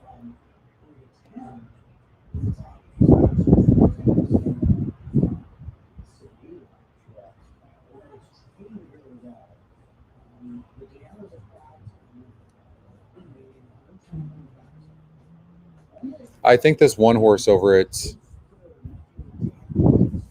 Gulfstream Park is going to be very tough to beat on the inside.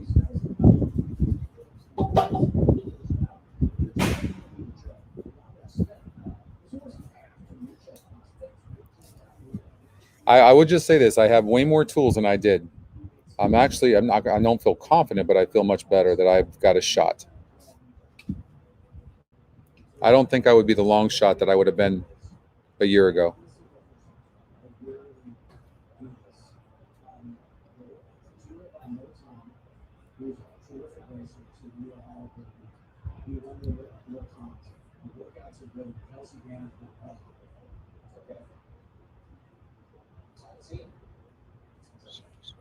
Six, 7, 9.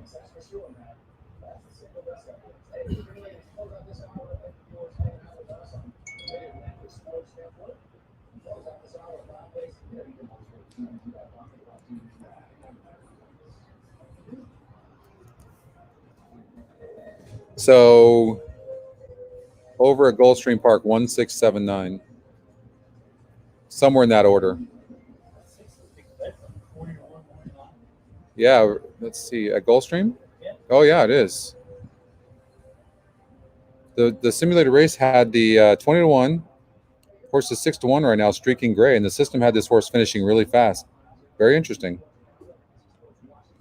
One horse is going to be a little bit far back, but finishing the best. They're walking on the turf course right now, but yeah. Did Matt make the 6 horse his top pick? Yeah. Yeah. Look at Matt. That's probably why the horse is getting bet, because Matt made the horse his top pick over at Gulfstream Park. I know. I'm gonna have to find some bucks. I'm finding long shots all day now, Cindy, with the simulated race and with the EE morning line compared to the odds makers morning line. And I'm gonna look for tracks where the odds maker isn't as good. So here, you don't really find anything glaring, because our EE morning line on the 6 was the same.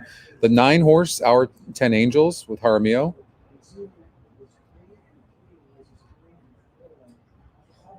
The system has this horse running good, but it's just a horse that's burned money. So it's going to run good, but it's the type of horse you try to beat. I think the one's just going to be tough. But look at this horse is broke horrible in every start. How about the 7 horse? The GSR is really, really low. The SOR is really, really low on the 7. I think 7 at the top stretch will be right there before petering out. 6 is extremely interesting. Yeah. I would probably do the 1, 6, 9.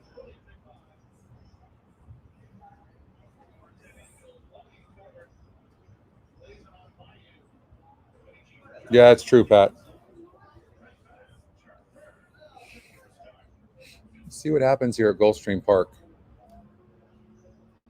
1 broke good, that's good. Not going to be near the lead, but at least it broke good. And 6 is on the lead. Look at this. The one thing going to need the trip, but the 1's going to close best. But look at this 6 horse running easy.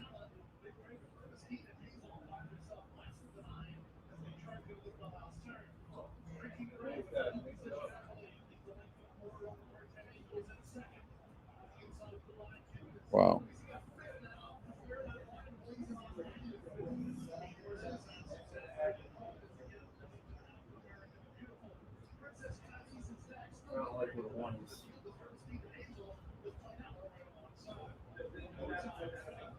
What's the rail at? The rail is at 24 feet. So, and they're on the outer course there. Doesn't give the 1 a lot of room. But the 1's coming. Is that the 1 or the set? Yeah, the 1. No, the 1's in a good position. Best closer in the field as well. Now, right now, he's going to go on the cut on the inside because he doesn't want to go wide, which is a smart move. He's got a lot of horse. Who's on the outside? Oh, that's the 9 horse pushing on. Okay, so not a surprise. 1 horse should be closer to the clip right now, but he's not. Now, the 1's not winning this race. 6 is toast. Look at this 3. 10-1. Disappointing in the 1, huh? Look at this. System had the 3. The mock race had the 3 horse right there. Jeez. Oops. Sorry. Wow.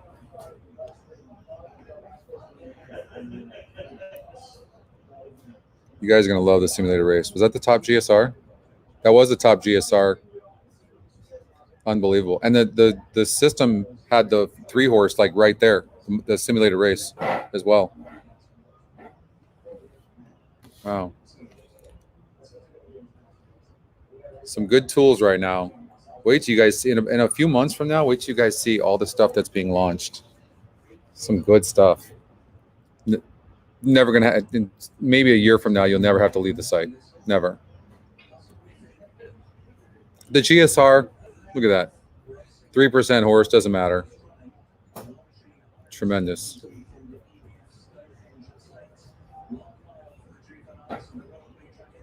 I forget about it sometimes. It's like, what I don't even, like, you should just, you know it's going to hit 24% of the time, so just play it. You know the Scotty long shot's going to be in the money 34% and going to win 14% of the time, so you just throw it in.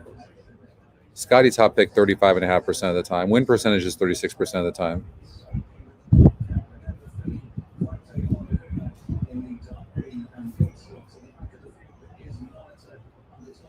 Saratoga race number 3. So New York's finest, Scotty Longshot and top GSR. EE morning line 9-2. GSR needs to be looked at every race. 58, 54, New York's finest. This is a 60 group.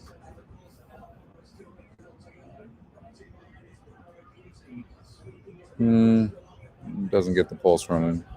Why is this horse dead on the board? 2-1 the morning line, 3-1. Horse is 3% is your favorite. The EE morning line's 3-1 on this horse. It's 3%. It has a low GSR. I don't know.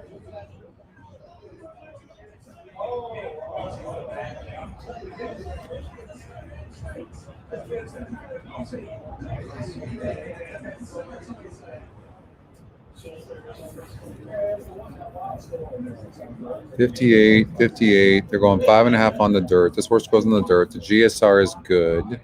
This horse has only raced in the dirt 1 time and should run no problem on the dirt. I don't see why this horse, Scuttle Buzz, this one's why it's not get. I don't know why the 3 is getting so much love, to be honest with you. Yeah, I've they're different algorithms. Now, here's the thing. The EE morning line doesn't love this horse at 3-1 in the morning line either. And it's got a low GSR. I mean, and it's not in the top 2 Scotty. So none of the algorithms like this horse. None of them.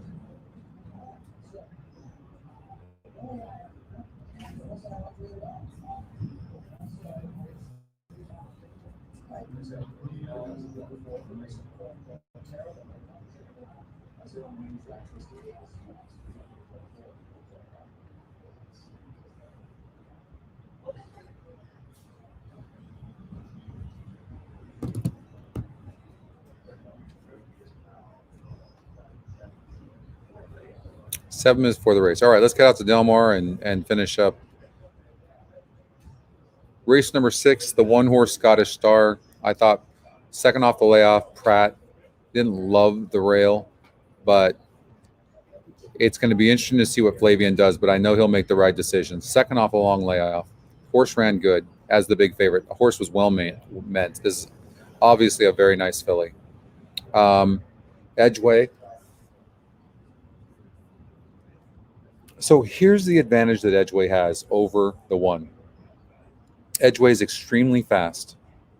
Throughout the last race, it was a grade 2 race, and this horse had barely won a non-graded stakes race and then goes up over at Los Alamitos and in the grade 2 and doesn't run good. Goes off at 7-2, 4 other horses, and broke slow. Once the horse broke slow, the horse was done because the horse usually needs to be forwardly placed. But the thing about it is that the 4 under Joe Bravo can sit. Is the 1 going to send or the 1 not? And if the 1 doesn't send, then the 4 horse just kind of prods along and doesn't have to go too fast and it's going to be tough to beat. I think the 4 is the horse to beat, but the 1 I think has a lot of potential and it maybe is a really, really nice horse. Look at it, won the first 2 lifetime races by 7 lengths, and that was a grade 1 in its second race. So the 1's the real deal. I think it's a 2-horse race between the 4 and the 1. It's going to be a jockey's race here. I think the 4-horse Edgeway with that post makes it tough for the 1 a little bit. So the draw for the 4 Edgeway was really good. All right. Pretty easy. Looks like those 2 horses to me. Race number 7 of 8 races today. Don't forget the Pacific Classic tomorrow. We'll be back here at 9:30. I'm going to have Peter Fornatail on the show, and we're going to be covering the Pick 6 mandatory payout. Going to probably be $8 to $12 million in that Pick 6 pool. It's going to be massive. It's going to be a lot of energy. There already is down here. Like, people are pumped down here for this race. So big card tomorrow. 11 races over at Del Mar tomorrow, and I've already started handicapping. I already handicapped 6 through 11, but I'll dial it in, and we'll do it again tomorrow. Run the simulated races. I'll run those and see. And but going to be a lot of fun tomorrow. Going to be crowded there, a lot of energy. Don't forget to watch in the simulcast as well. Today we go on at 3 o'clock.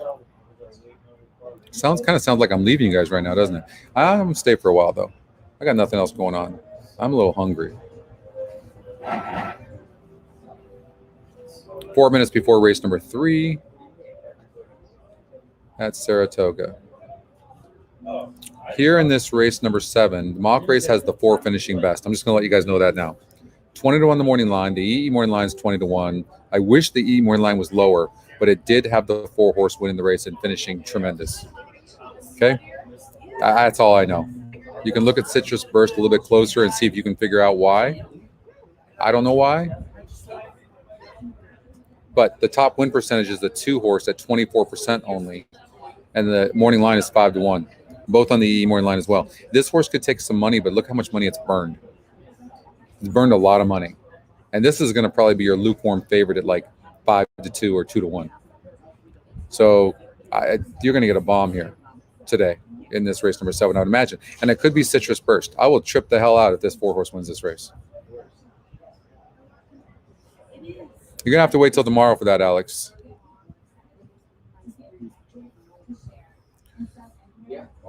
Tilted Tower, Scotty Longshot. I think this one's going to run better as well. Was standing awkwardly in the gate when it opened last time out, unprepared for the start. Throw that last race out. Kyle Frey, Scotty Longshot, Phil D'Amato. Phil D'Amato's got 2 of them in there. Also has the 8 horse. Juan Hernandez is aboard and gets off of the 5 horse.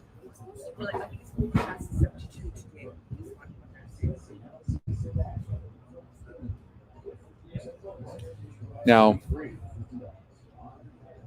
after winning the race, Juan Hernandez gets off of the 5 horse Torose to ride the 8. Okay? Now, That horse ran a decent race last time out against optional claiming 63, non-winners of 2, other than maiden claiming starter, blah, blah, blah. Anyways, Juan Hernandez decides to stay here.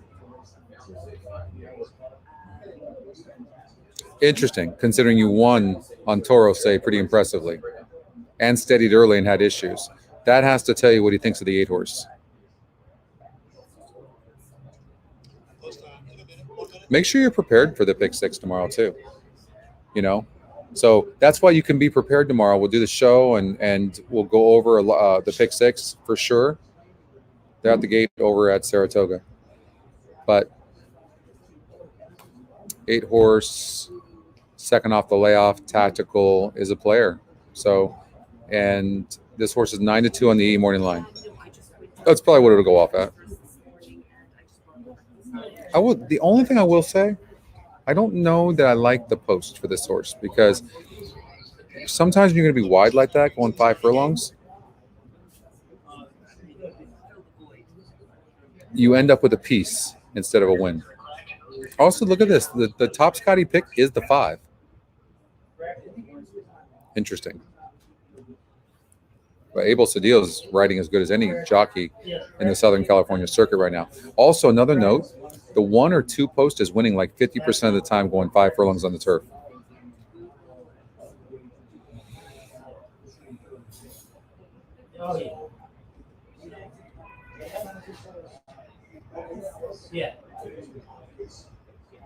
All right, they're going in the gate over at Saratoga for race number 3.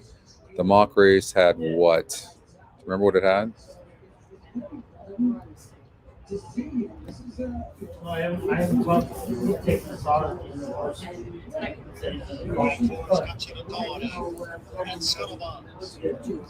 Oh. We run the car. They don't have a car.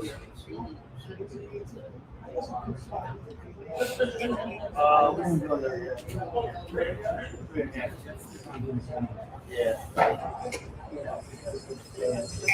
Come on. Get the lead for Cindy. So the 1 horse at 6-1 and the big favorite at 7-5, the 5 horse. Scacciatori. And the 5's got the better of the 1.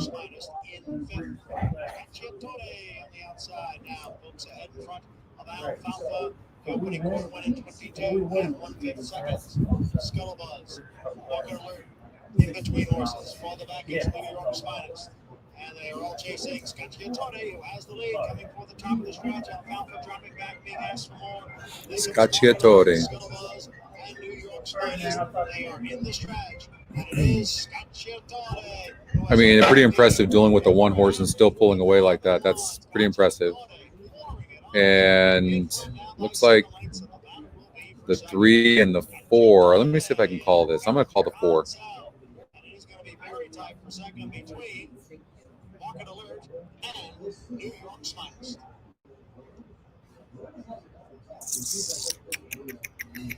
3% horse, 3-1 on the morning line. Not in the top 2 Scotty picks. Low GSR. And after Market Alert gets 3rd. Gets 3rd. Okay.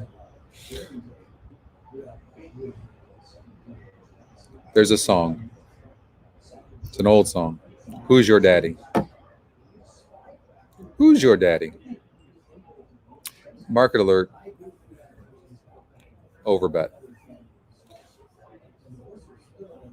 EE morning line 5-2 on the 5.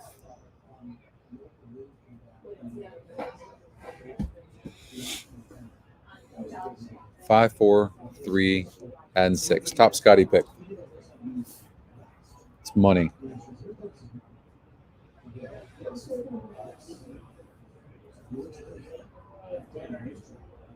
Tripoli is very interesting.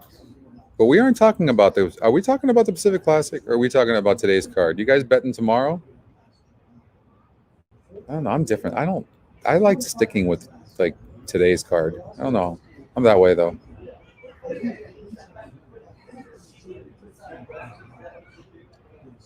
Okay, let's talk about race number 8.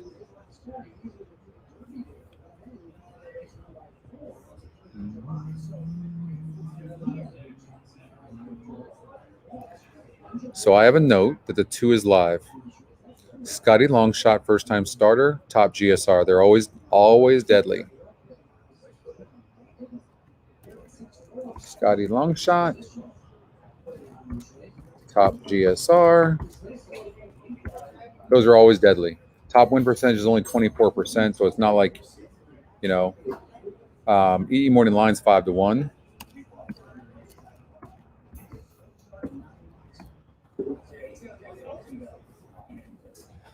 Okay. 10 hole. Let's look at these workouts. So it has a bullet here going 3/8, then just cruising, then showing the talent right here, then showing some talent here, then just cruising, and then showing from the gate. Like, the horse can obviously run. Clearly.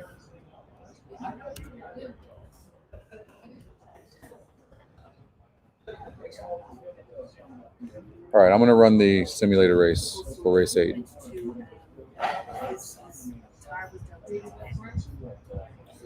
Del Mar, race number 8. Let's see here. Okay. 491 minutes from now. Okay. So it shows the 11 getting the lead, and then slowing up, and then showing the 10 finishing best. So 10 shows winning the race by 4 lengths. And the 9 is slowing up. Yep, slowing up. And then, yeah, it looks like the 10. The simulated race does not like the 2 at all. Varek, who's a Scotty Longshot first-time starter, which they're deadly. I think the 10 horse big switch. Maybe this horse, maybe it's a single. I don't know. Top Scotty pick, 24%, has the top GSR with the 2 horse, and the simulated race had the horse winning easy.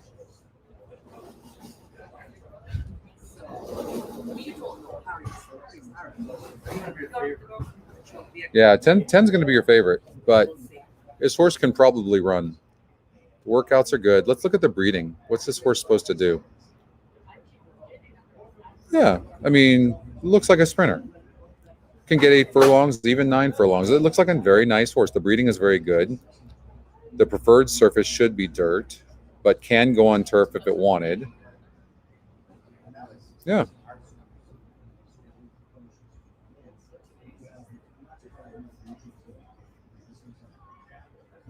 That's exactly right.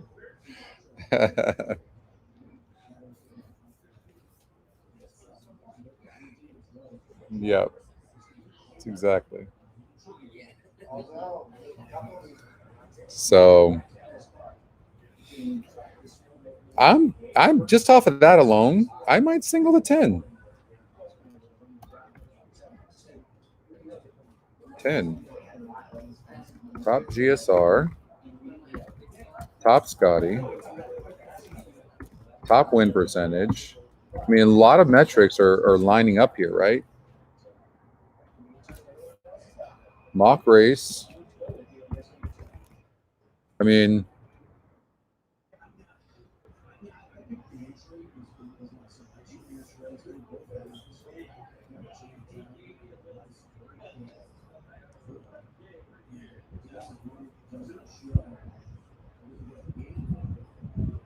oh, that's what you guys. Okay, so actually, it has the 8 has the top win percentage by 1. Okay, so, and the E more lines 50.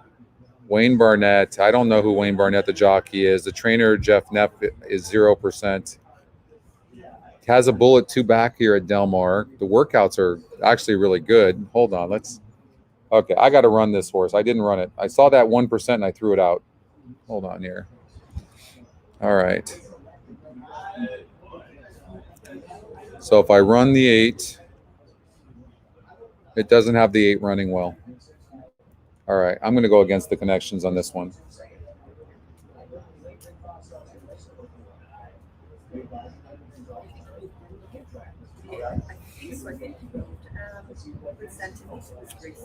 I think the 10. I like the post. I like the distance. I like everything about this 10. The system does have the, and this horse broke bad. I will say, I'm going to say this about the 11. This is the second pick. EE Morning line is what? 9-1. The horse broke bad. Broke in, bumped, dueled, no match. The system has the 11 horse clearing pretty easily up front. Abel Cedillo on the dirt as well. It just saying like this might be the horse not to. Maybe the 10 gets up, but maybe the 11 is so fast up front you never catch the 11. Blinkers are off. That's right. Blinkers are off. Yes. Blinkers are off. I'm usually like 6 and 11 is P's, you know what I mean? Yeah. Blinkers off. Mock-Race had this horse running good, but then stopping. Let's see. I got to run that one more time. Okay. The 11 clearly in front, but then starts really slowing up.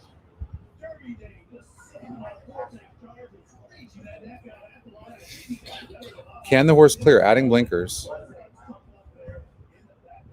You guys are funny.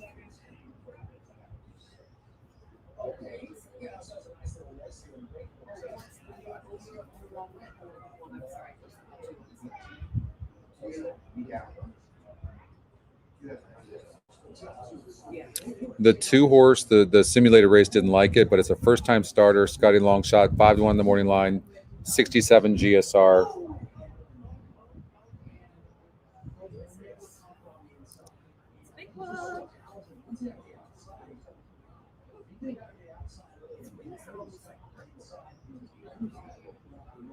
I wish the 11 was on the inside of the 10.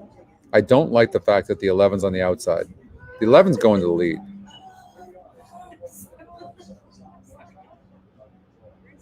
What's up, Carl?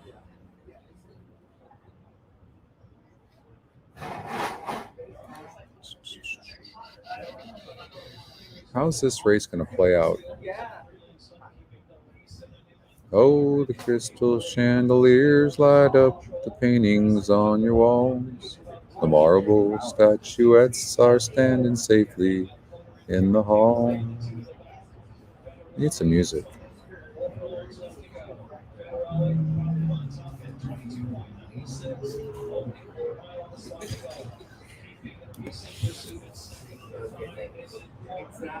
They add blinkers to the 5, so you know what their intentions are. But the 11 just seems really fast. You don't think the 11 gets it? The simulated race has the 11 clearing easy. 5 is adding blinkers, going to go, which is going to hurt the 5.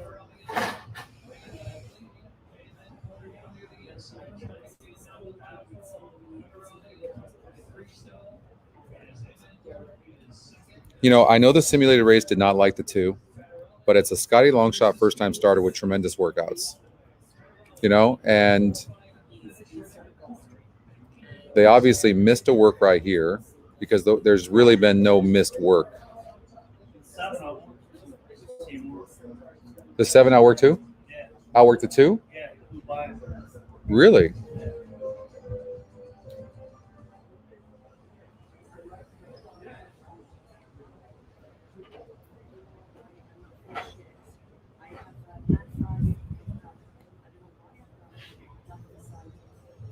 What was that first starter I was telling you about? That guy's. So the 7. Let's see here. Heads It doesn't up. show him doing anything, remember? Who was it heads up with, though? The 7. Oh, with Varick. It was. Let's Yeah. see here. Let's Says see. it cleared Chased away. very talented, but cleared away from Varick. Cleared away. Okay, that's really good information. Thank you. So she makes sense, the 7 horse.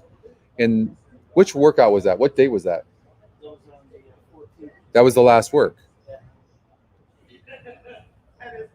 But they're showing the 2 horse though only working 4 furlongs, and they're showing the 7 working 5 furlongs. You see that?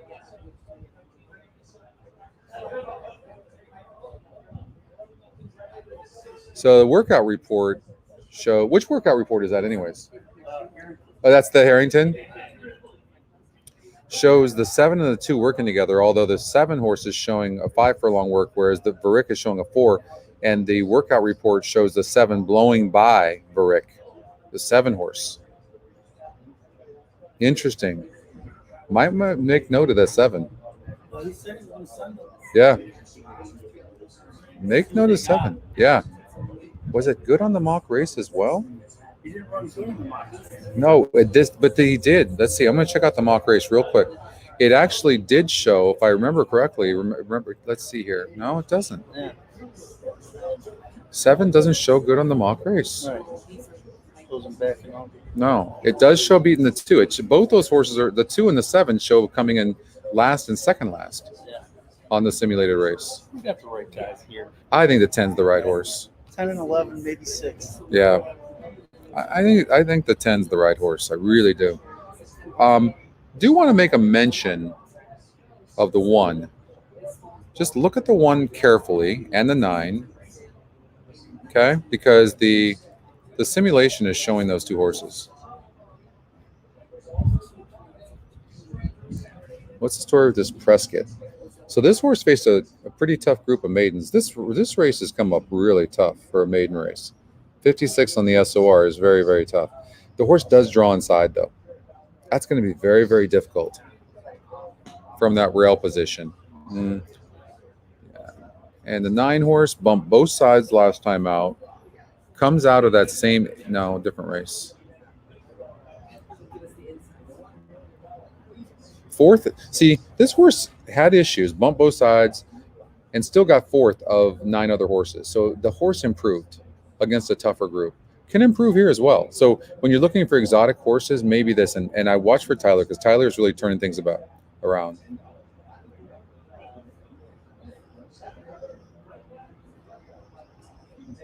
I'm thinking the 10's going to be. I'm worried about the 11 and that speed. I definitely am worried about that.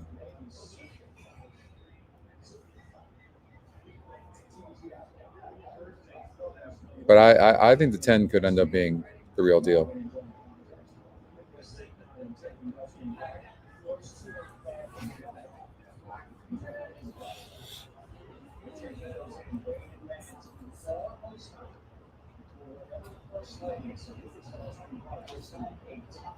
All right, Gulfstream Park race number 2.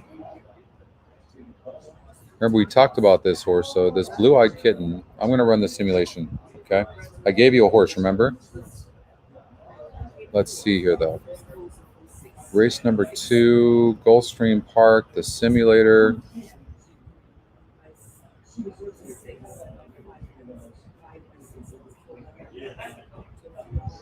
How's the 11 getting the lead? But then stopping. How's the 8 really finishing strong? Really strong. And 8's always close to the pace too. Who's the 8? Delray Dolly. Oh, that's the 1. 10-1 right now. That's the one I gave you as well, going from a 42 GSR to a 57 GSR. So that's a different algorithm. And then the simulated race has the 8 as well. That's incredible. Mark Cassie, Christian Torres. Interesting. 8. It has the 8 or the 11 having the lead for the first 2 calls. But then really, okay. And has the 7 finishing, the 9 finishing, and the 3 finishing.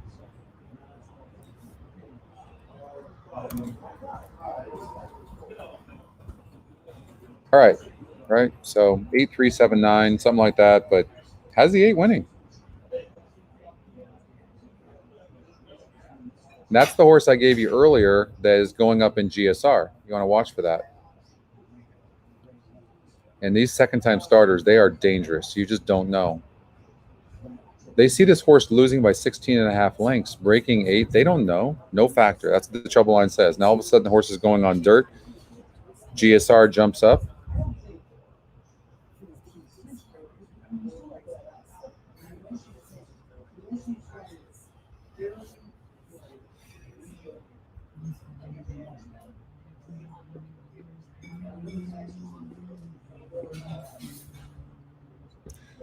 They are going into the gate. They're going 5.5 furlongs here. Maiden claimer for $13,000. Filly's 2 years old for a nice purse of $23,000.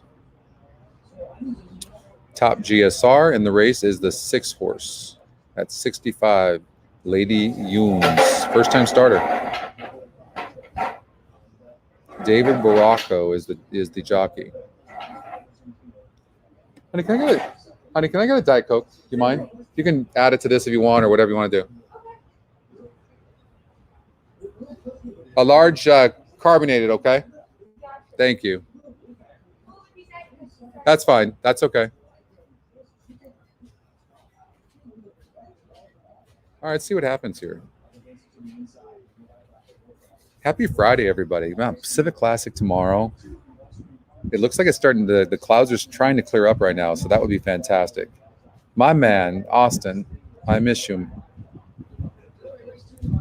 How's Idaho? How's my baby doing?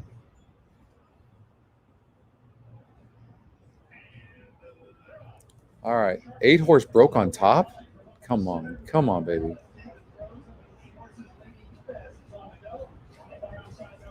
Okay, don't sit. You broke on top.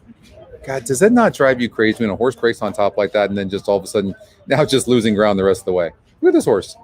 Yeah, you drop back 8 lengths. Ugh. Favorite's going to win for fun.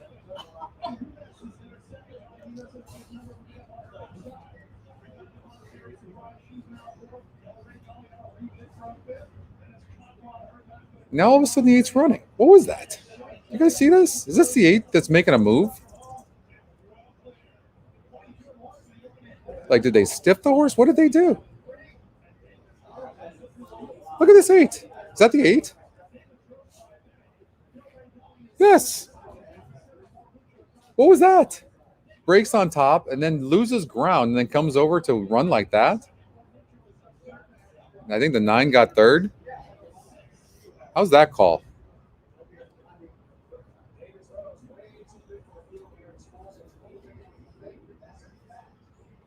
The matter of fact, the Scotty picks had it cold, didn't it? 3, 8, and 9. The 8 went off at 9-1. 9 went off at 10-1. That's a beautiful trifecta. Is that the 9 who got third? It's a nice trifecta right there. Right? You could have caught that 8 horse. I don't know what happened. That horse breaks on top like that, and then all of a sudden like loses ground.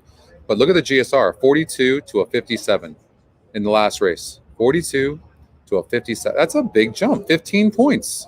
And look at how and then the horse was also another metric is the Scotty picks and got second. We never liked the same horses, Cindy. What are you talking about?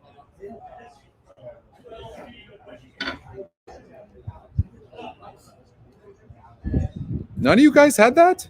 Like nothing. No, nothing. No booms, no nothing. Cold.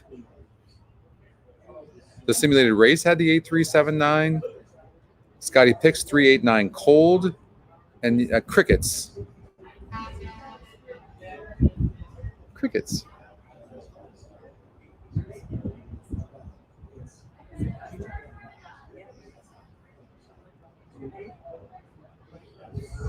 Do I ever cross your mind?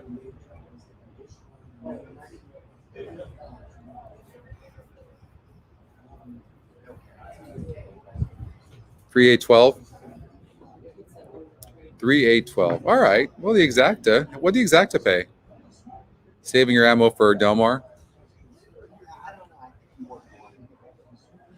All right. Saratoga coming up. All right. Let's get back to that. So I think the winner gets 800,000, and then because I won the Pegasus tournament back in January at Gulfstream Park, I would get $1 million bonus. So $1.8 million. Can you say that? $1 million. 1.8 million. Yep. Gonna be a fun time. Leaving next Thursday. My daughter Alexis is coming with me. Austin's coming from Idaho, her husband, and my mom, David, my stepfather, friends, family. Brady, of course, he's in the tournament. Be sitting with Brady for sure, I would imagine. Thank you, honey. My pleasure.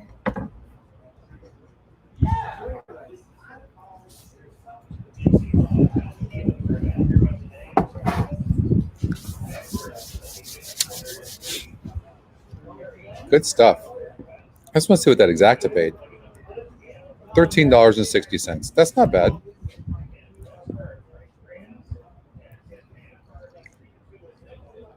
Anthony's coming. Yeah, it's going to be a fun time. Staying at the Bally's Casino. That's where the tournament is. Muay Thai in the 5th race of Del Mar. The 9 horse. I know that. Do I ever cross your mind? Muay Thai, 4% win. EE morning line is 12-1. It doesn't like it. It's got a low GSR. Sadler takes over. It's the only thing to like about it.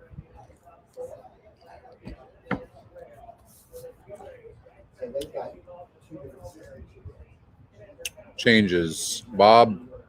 John Sadler claims the horse for $40K.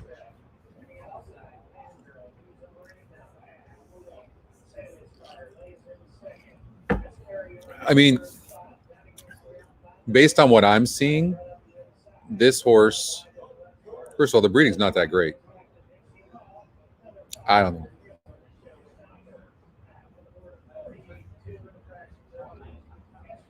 GSR's money 9 times out of 10.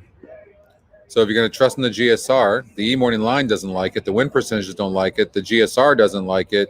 Not a Scotty long shot.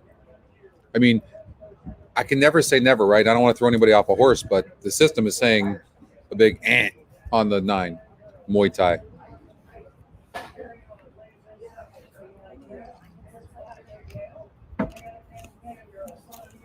Okay.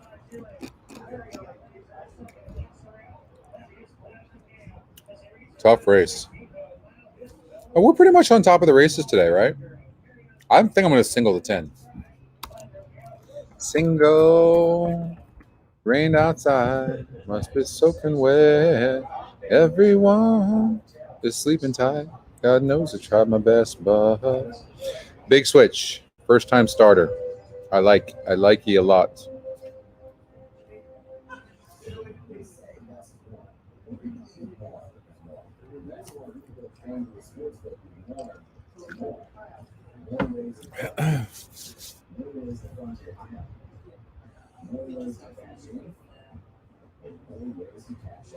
Vantage Point, Tim McCann claim, Kent DeSormo aboard, jockey turner combination.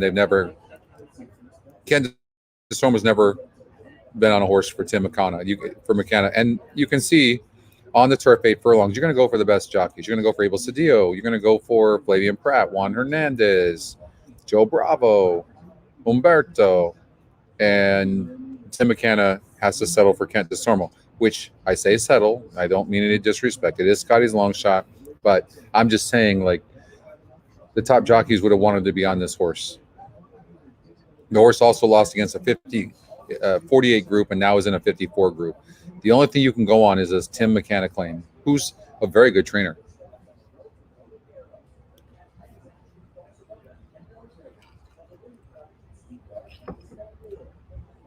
Ice cold exacta 11-1.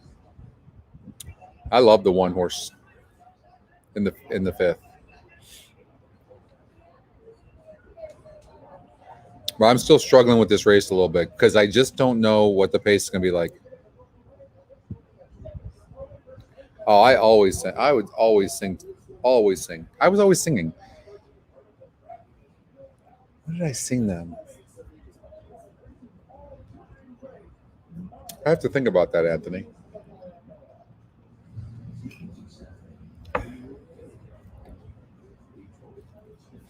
Don't make me start breaking out my pictures of my kids. Don't. I'll break them out.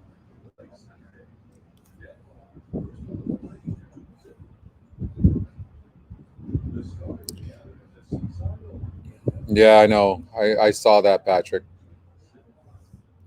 By the way, just so you know, yesterday that happened. 0 for 18. But yesterday, a horse jockey and trainer combination over at Del Mar was 0 for 16. I don't remember which one it was, but it happens. So you got to. This is why I don't like statistics very much, because they can throw you off, because you really have to judge the horse for the current conditions in race, right?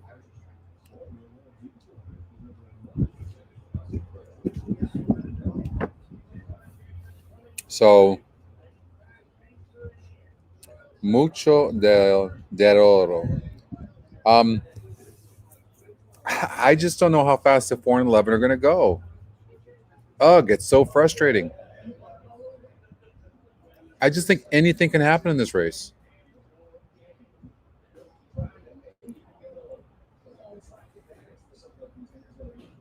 This horse, I don't know, never near the pace anymore. Why? I don't know, but it doesn't do any good when it's not. I mean, this horse is just losing ground all the time. 20-1 in the morning line, 5 horse. Nah, can't see it. When you say 11 has 0 value, what do you? Can you be more specific of what that means? What's up, Frankie? 5. Let's see. 5 with all. Okay. Good luck in that. Greg has the Scotty Longshot first time starter. Always love that. Let's see. Let's go to Saratoga race number 4. I'll run the mock race as well.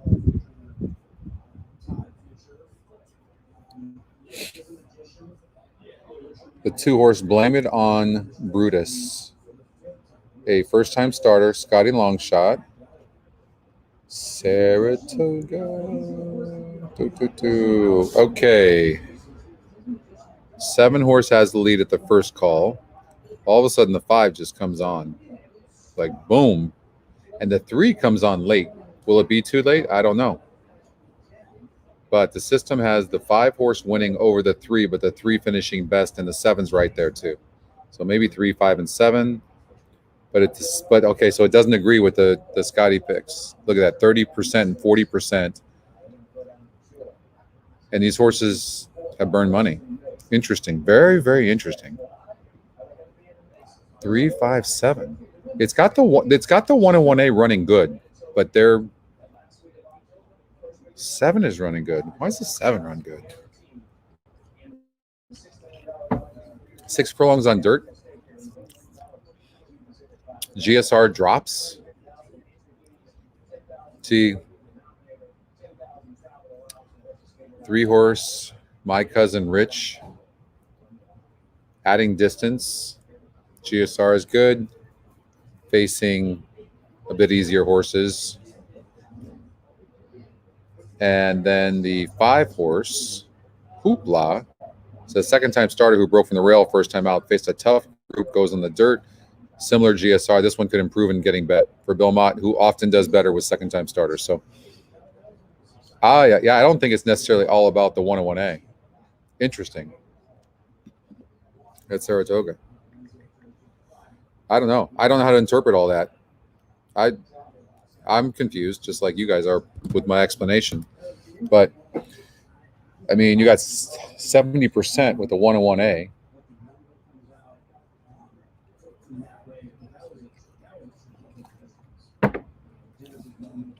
Those are big numbers.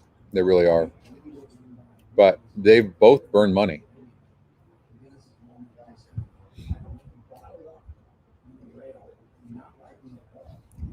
Same owner, Lawrence Roman.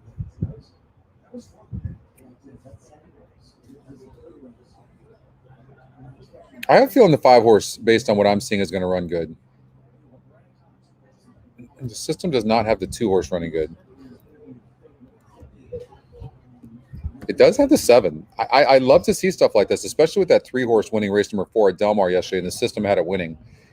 Like, you just don't know when it's going to happen. Think about it. Even if that only happens and it's in the simulated race, only right 1 out of every 10 times, but you win that kind of money. So Abdab was just scratched, the 1, Abdan. That's really interesting. Now what do you do? only, no wagering. No wagering. Running for purse money only. So there'll be refunds on the There's 1-1 entry. anything with the 1-on-1 entry is going to get refunded. Okay, so Favorite.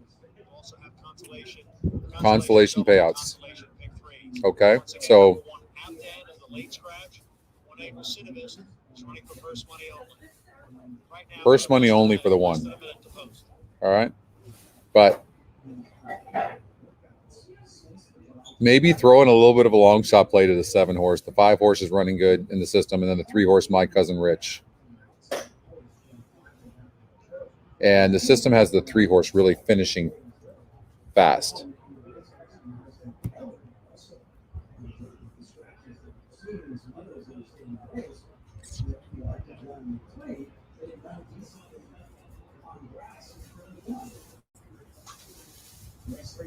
It's an easier group than what the 3 horse faced last time out. 5 horse Hoopla bumped at the break from the rail last time out. Showed some speed. Now cuts back in distance on the dirt. Yeah, horses like this often do very, very well. Drops in for a tag for the first time. Second time starter. Yeah, I mean, 5 horse makes a lot of sense. And I also, in case the 1 doesn't run good, maybe do a like a 2-5 exacta box, or 3-5 exacta box. Excuse me, right? And then do a trifecta key in the 1 horse and 3rd, something like that, right? There's a lot of different ways you can play this to make money. You can do, 3-5 with 3-5 with 1 in the 3rd spot. You could do a 3-5 exacta over the 1. You could do a trifecta then with the 1 horse with the 3-5 with 3-5. I'm just assuming that the mock race isn't accurate on the 7 horse, but 7's getting bet 15-1 right now. I mean, the horse is going on the dirt sprinting. The GSR drops. The horses ran on the turf in all 6 lifetime races. There's nothing that suggests the horse is going to run better, but the simulated race has the horse running huge. Don't ask me.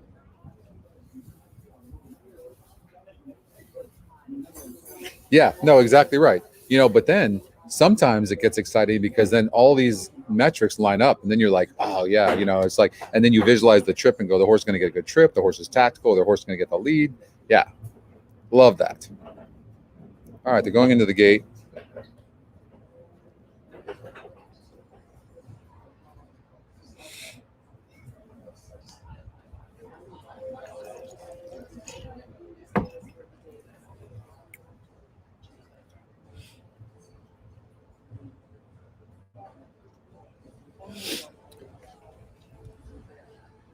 Honestly, 5 looks like a sprinter.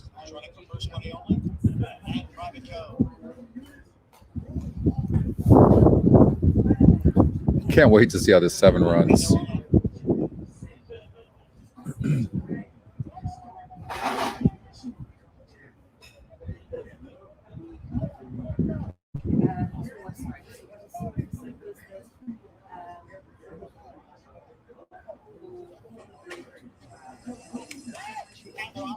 Oh, look at the 5. Is going out for the early lead. Is the even money the 5 goes off at. Oh, well, because there's no betting on the 1. Who's out of the race now? Jockey's pulling him up. Look at that. Oh my God, stiff job. Holy crap! Look at that. It's not even going to matter. You know why they're doing it, right? Because there's no betting anyways.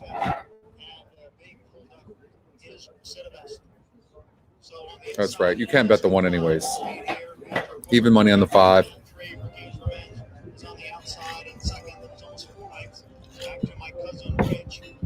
Here comes the 3. 7 didn't run.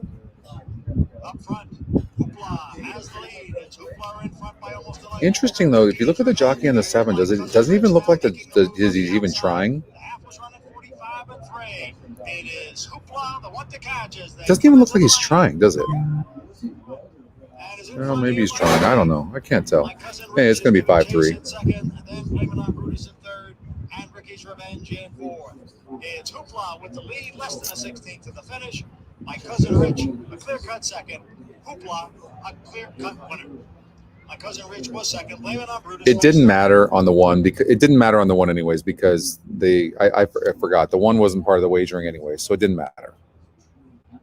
So it just, when they did that, that just made the race, all chalk, 5-3. So blah blah blah.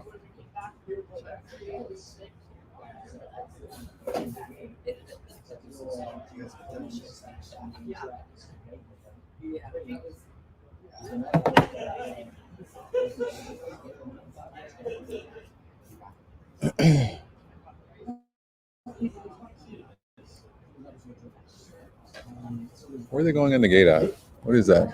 Is that Ellis Park? Yeah, Ellis Park race number 3. I don't think we'll be able to get it in time, but I would like to run it. It's just so much fun.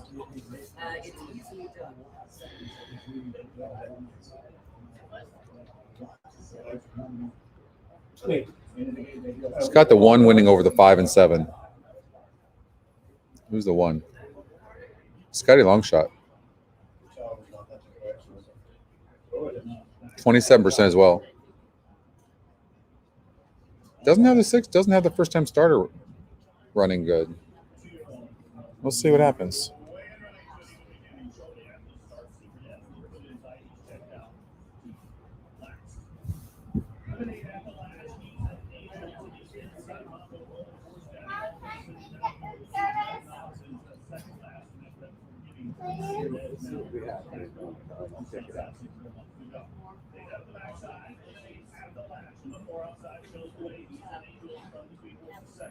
I mean, he's got a ton of horse on the 1, loaded. I mean, look at you can't have more horse than he's got.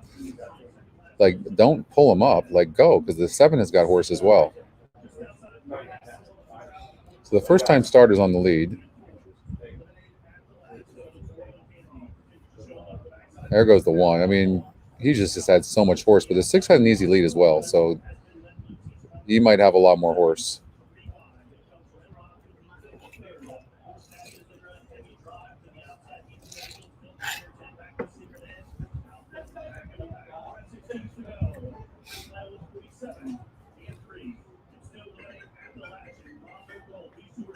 I mean, 1's running easy.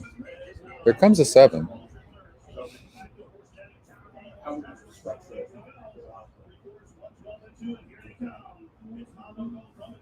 Seven's going to win the race.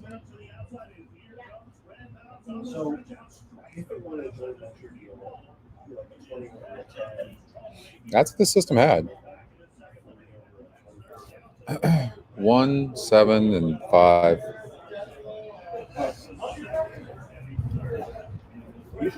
Little boom at Saratoga.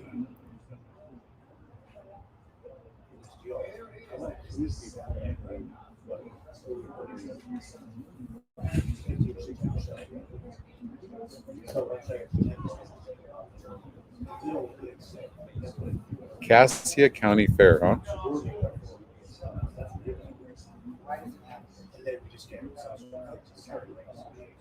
Oh, was it really? Yeah, see? That's what you want to look for. Now you tell us, Keith. That's such an angle. That's such an... We saw that with the 8. I mean, lost to the big favorite, but that is such an angle.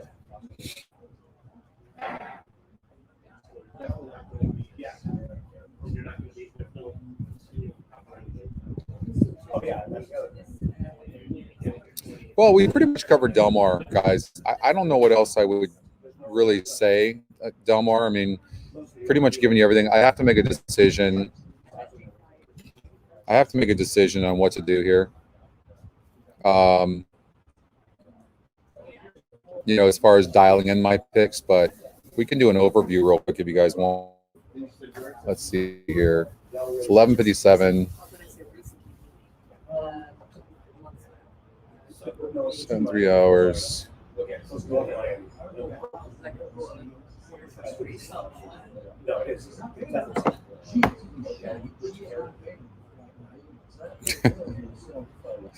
Okay, I thought First Premio was a single here. I just didn't even think there was anybody even near this horse in this race. I was a little worried about the 6-horse Cucina sprinter stretching out, who is actually getting bet. And then the 2-horse Dubby. I thought Secret Club would close really good as well. The Scotty Longshot. but I think the 3 is a single. I'm more worried about the new rules of right thing. Right. It's not.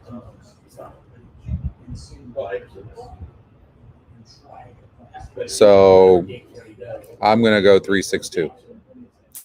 Race number 2. I might take a chance and try to beat the one with the 4. Catarini, who's very fast. Clearly something happened. Look at the bullet work last time out. The workouts have been tremendous. Tyler Bay is on the front end. I think the horse is going to get bet. The E morning line doesn't like it. I don't know why, but that's not the only thing. We have, the GSR, so it's not that great, but socially smart. It is a top GSR. I get it. The E morning line doesn't like that horse either.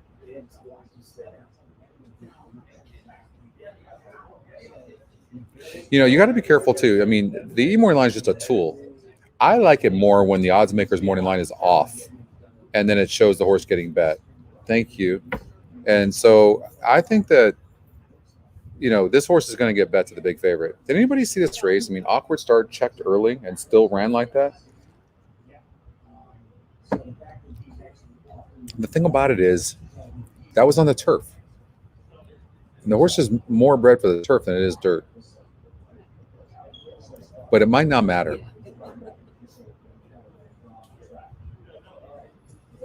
I mean, it looks like that was a really big effort.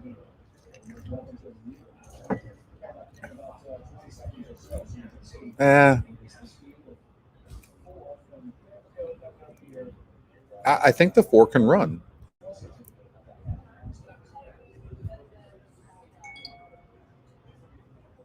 But the breeding on this horse is decent.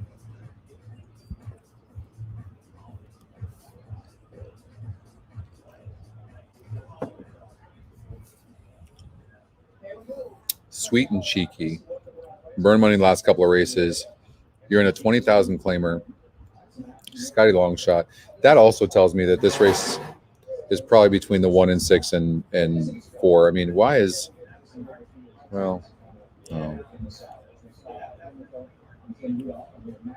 I mean, you're in a 20,000 claimer. You can't win that. You did stumble and you clipped heels, no doubt, but...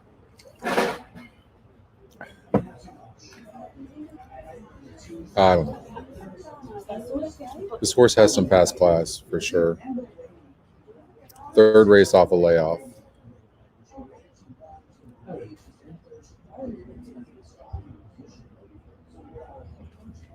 And why is the horse in a 20,000 claiming race and then now is in a straight maiden?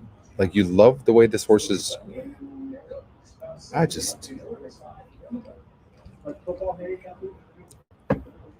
It gets a good GSR. Here's the thing.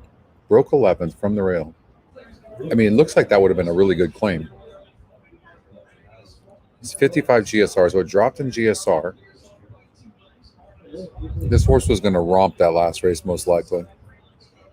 Now goes up to a 64 GSR, so 9 points.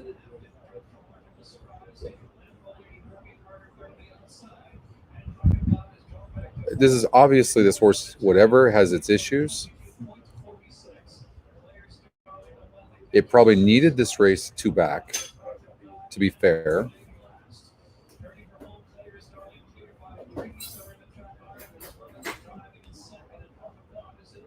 This horse might run better. This 5 might run good.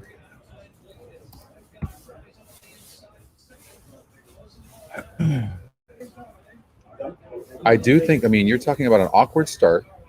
Broke 8 of 9 other horses, checked early, and still ran like that. So the 1's the real deal. Does draw the rail, though. But there's only 5 other horses in the race.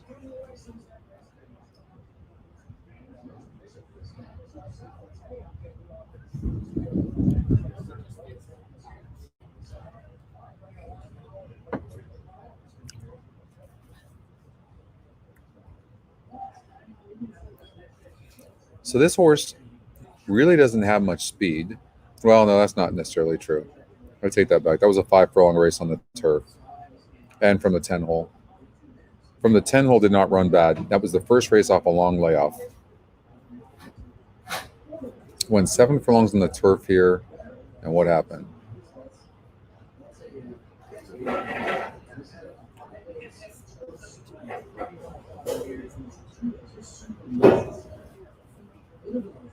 God, this horse is a really tough read.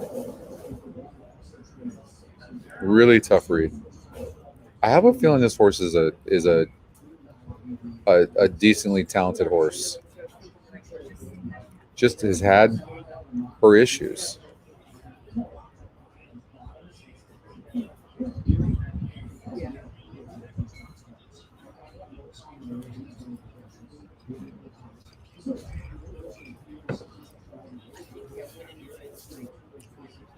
Just felt some heat, which is great. Sweet and cheeky. 0 tolerance.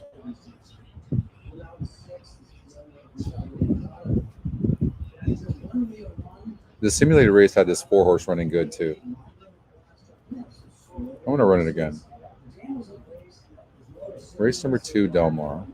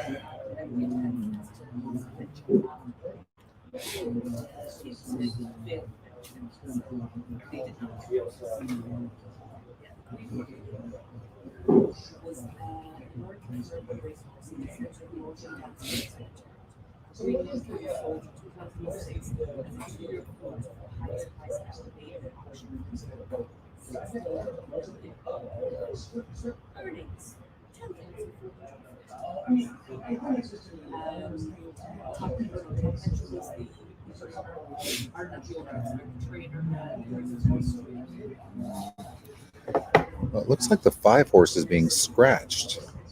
Is that what it is?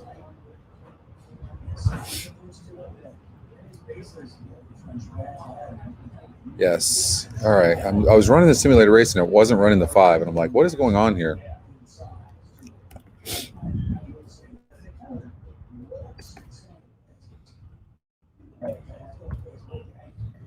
Okay.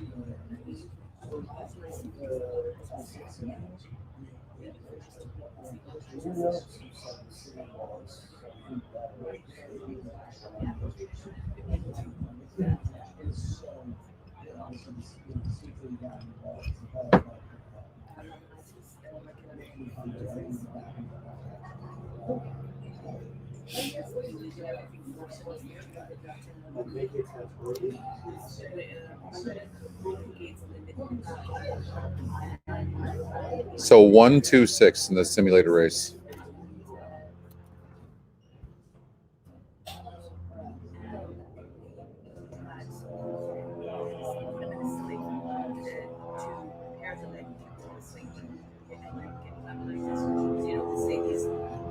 Yeah, it was, Chris. Thank you.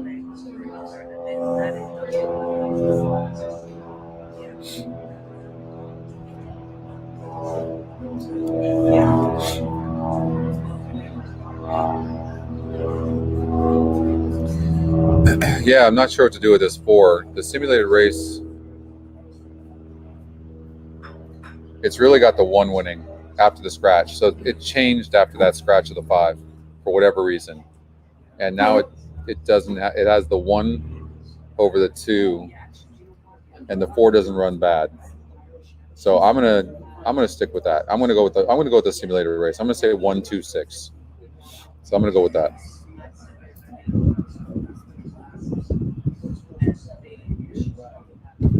Yeah, it changed. I'm gonna run race number 1 real quickly again as well.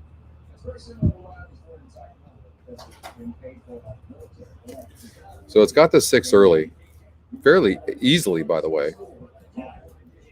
Still second call 6, third call 6, fourth call 6.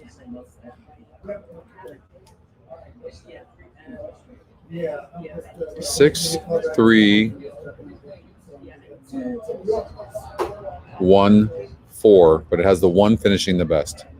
6, 3, 1, 4.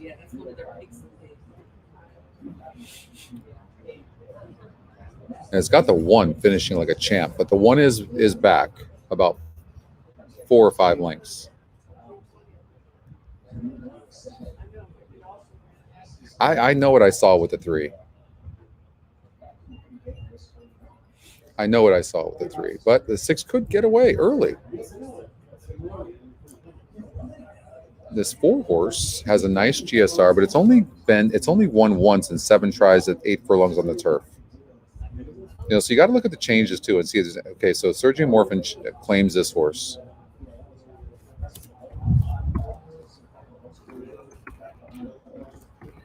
The system, I don't know what kind of bets you guys are going to make, so I'm just going to give you the information. But the 4 horse, the system likes it. The simulated race likes it. New trainer as well. I still think that the horse to beat is the 3. I really do.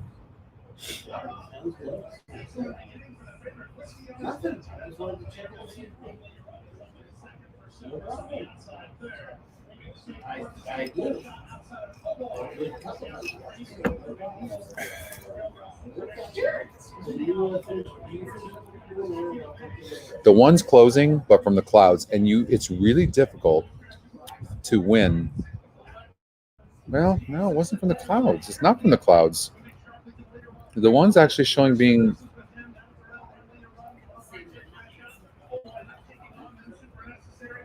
not too far back. 1 is interesting. 1 is very, very interesting. I'm going to tell you that. 31% jockey trainer, Sean McCarthy, Juan Hernandez is aboard. Very interesting. I don't know how I'm going to choose yet.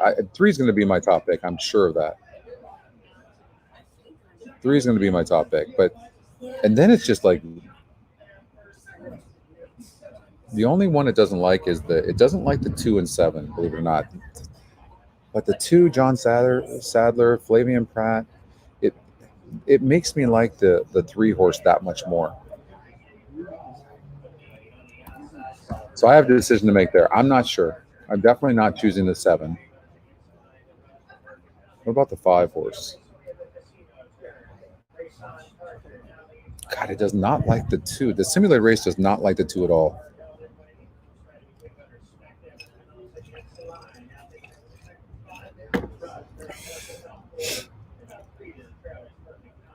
It doesn't like the 5 much as well.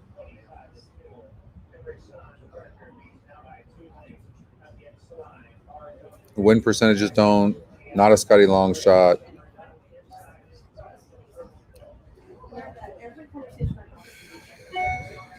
Horses won 2 races in a row. This is crazy. Look at this horse. Broke 12th, 10th, 10th, 11th, 11th. This horse is a terrible breaker. And now it's going way up in class. So the chances of a horse like this winning, breaking slow like this on this turf course is going to be very, very difficult. But this horse can close, can really close, but the system doesn't. Let's see.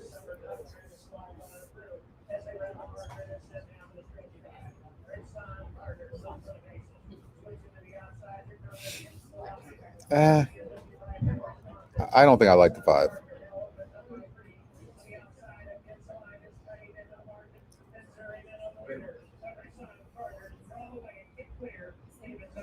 It's a wide open race. I'll tell you this. You might get 2-1 odds on this 3-horse because the race on paper looks so wide open. You might. But I'll tell you this. Look at this. It was a 66 field last time out, and they were crawling. Look at my note. This is a great note. Broke great and was held with a slow pace up front and then went 8 wide. Also, the rail was way out, which is bad for horses coming from behind, and a bad ride. Okay, where's the rail now? The rail's at 24 feet, so, I mean, it's not bad.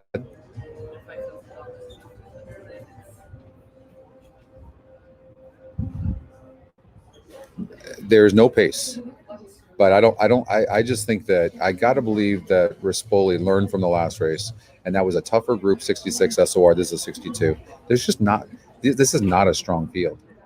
Now, you have a horse like the 6-horse that clearly has the lead.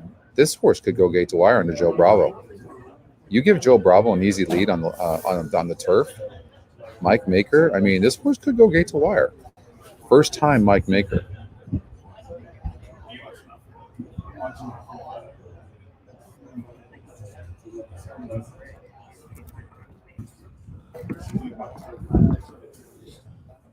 So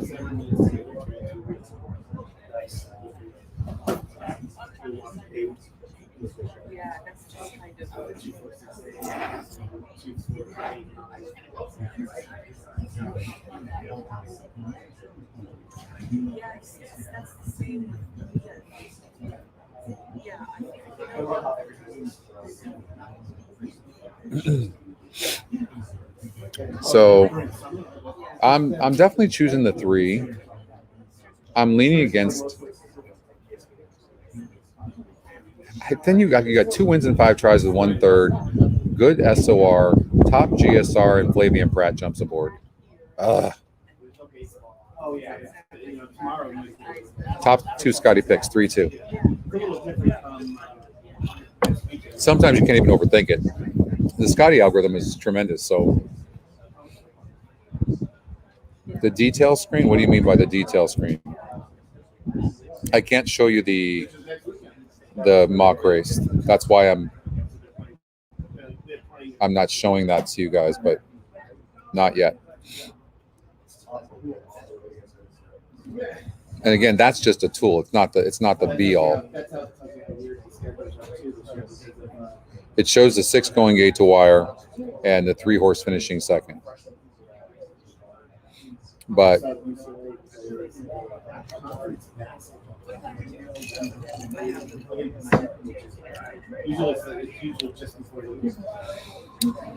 the 2-horse has been on a layoff. Yep. Was claimed by Sadler a year ago.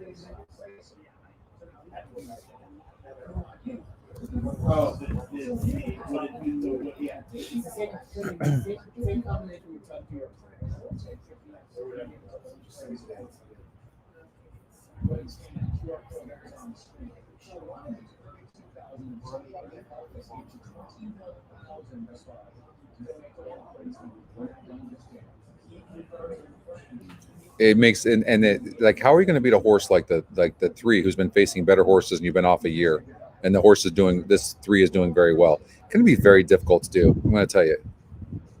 A pick 5, sure, we can do a pick 5. $100, all right. You got it. Boom. Single to 3. That's going to be my suggestion.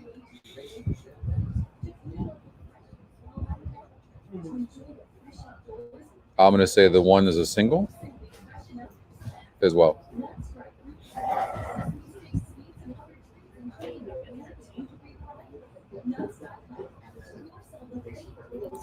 I think this is a 1-5 as well. I think the 1 might even be a single. It's going to be chalky. When's the last time we said that about Delmar? Yesterday paid enormous. I think you could do an all here. I don't have a clue who's going to win that race. I'm going to say 6 and 7.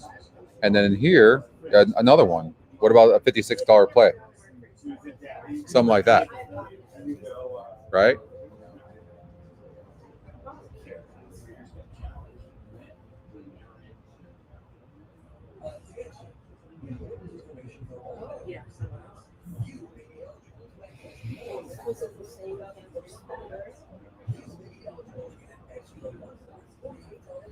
Let's see here. Gulfstream Park, race number 3. Scotty Longshot one paid $19.40. Thanks for that, Robert. I didn't see that. Leah, run, Leah, run. Over the top Scotty pick, over the second Scotty pick. So the trifecta cold. And that paid, look at that. That's insane, right? $134.50 for a buck. It's insane.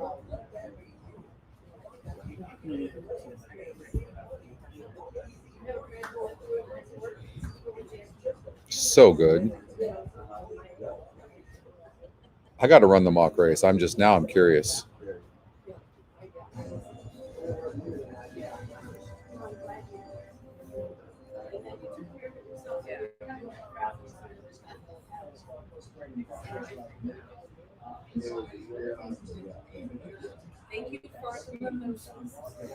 Gulfstream Park, race number 3.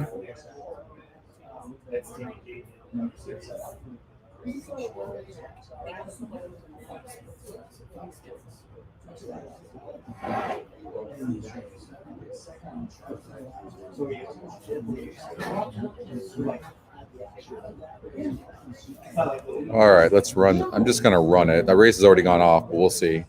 Has the 7 getting the lead. Still in the lead over the 3. And it has the 7 winning the race. Over the 3 and 8. What did it come in? Okay. It had the 3 there. The 3 run it all.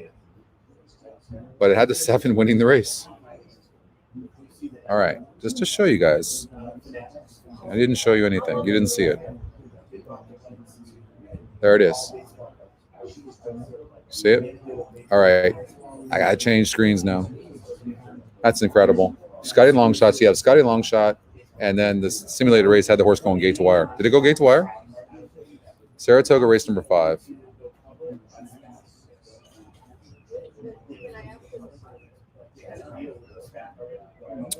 All right. Saratoga, race number 5. Unbelievable. First call. 6 has the lead slightly over the 8.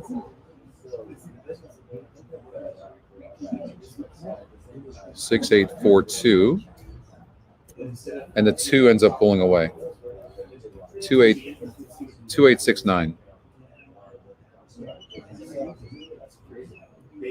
2, 8, 6, 9.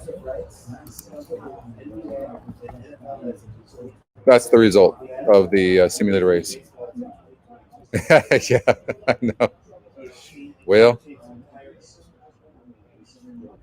you know what? I just want you guys to see that. Scotty Longshot, not supposed to do that, but Scotty Longshot gate to wire, that simulated race showed that.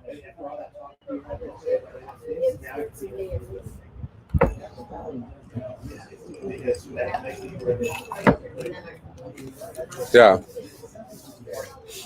Pretty neat. It's fun. A lot of fun. Had that 3-horse in race number 4 at Del Mar winning yesterday. Insane. So good. No, I know. You're all good, brother. Good stuff. Yeah, it's clearing up a little. Not clearing up, but it's like warmer at least. There's some heat here. It's nice.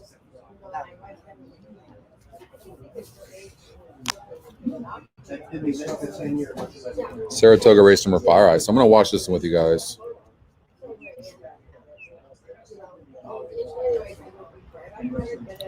They're at the gate. But yeah, the system, the mock race had the 2, 8, 6, 9 in that order.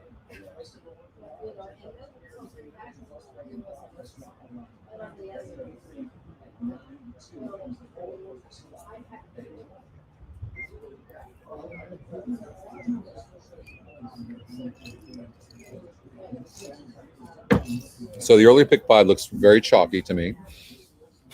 And then the last couple of races, it looks wide open. So what you can do in a race like that, if the chalk wins those early races, like I'm predicting, don't use the chalk in the last 2 races, because if you hit it, no big deal. Everyone's going to hit it anyways.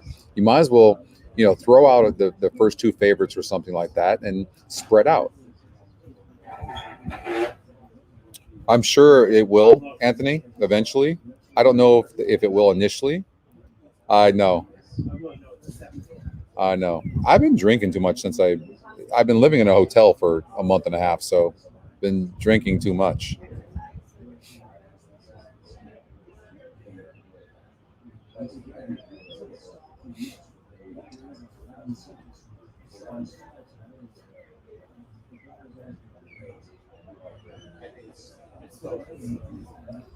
Nine looks very nice. Kingdom of Paws, 11-1 right now. Only 3% number. But the system says this one could run better. Let's see what happens here.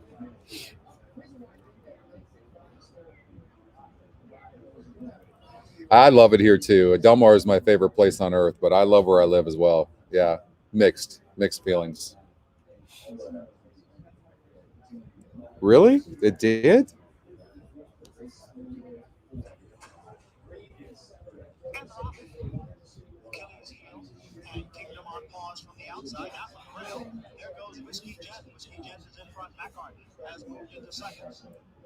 Didn't the simulated race have the one like in third or something like that? 6 horse. They had the 6 horse right there. Second time starter.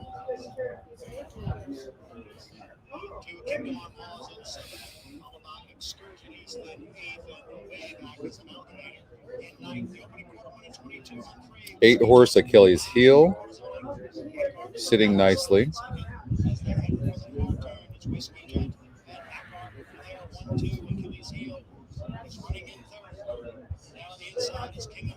Eight's running very nicely. I mean, 8 and 6 are running very nicely. 8's running better than the 6, and nobody else is really coming. So it looks, the 8 looks very, very difficult.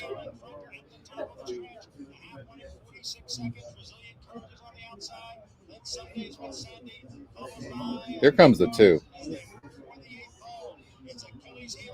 System had it 2-8, but the 8 got an easy lead on the front. Well, that's good. I mean, it's chalky, but that's what it predicted. Excursioniste was close. 4 and 5, but 2, 8-2. 8-2, 31% on the 8. So look, it's the simulate. What I like it to do when the simulation agrees with the other metrics, like in this case the Scotty picks, that's an extra bonus, right? So that's the way I envision everybody playing it, right? It's fun to like run the race and just keep running it, and then go, okay, well, what if I take this horse out and run it? It's running first time starters. We're seeing how good it does with first time starters, which is tremendous. Really good. Arlington Park, race number 1. Should we run that? Wouldn't be the same if we didn't. Like, this is what we do. Arlington Park, race number 1. Just an absolute shit show. Don't even get me going on what they're doing with that track. All right, 5 horse gets an easy lead and then just stops. All right, so call 1, 5 horse. Okay, 4 is like sitting okay. 2 is just really finishing up strongly. 2, 3, 4. Maybe if the 5 sits an easy trip, maybe but the system shows it's stopping. But maybe if it's not dueling, maybe it holds on. So it doesn't seem to be dueling. It really seems to get an easy lead. I will say that. First call, the 5 is clearly in the lead. So maybe. And then it's got the 2 horse finishing the best over the 3 over the 4.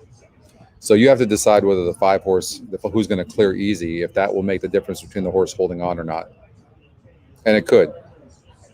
Remington Park. Oh, I can only imagine that the simulated race is going to do really well at Remington. I'm looking forward to checking that out.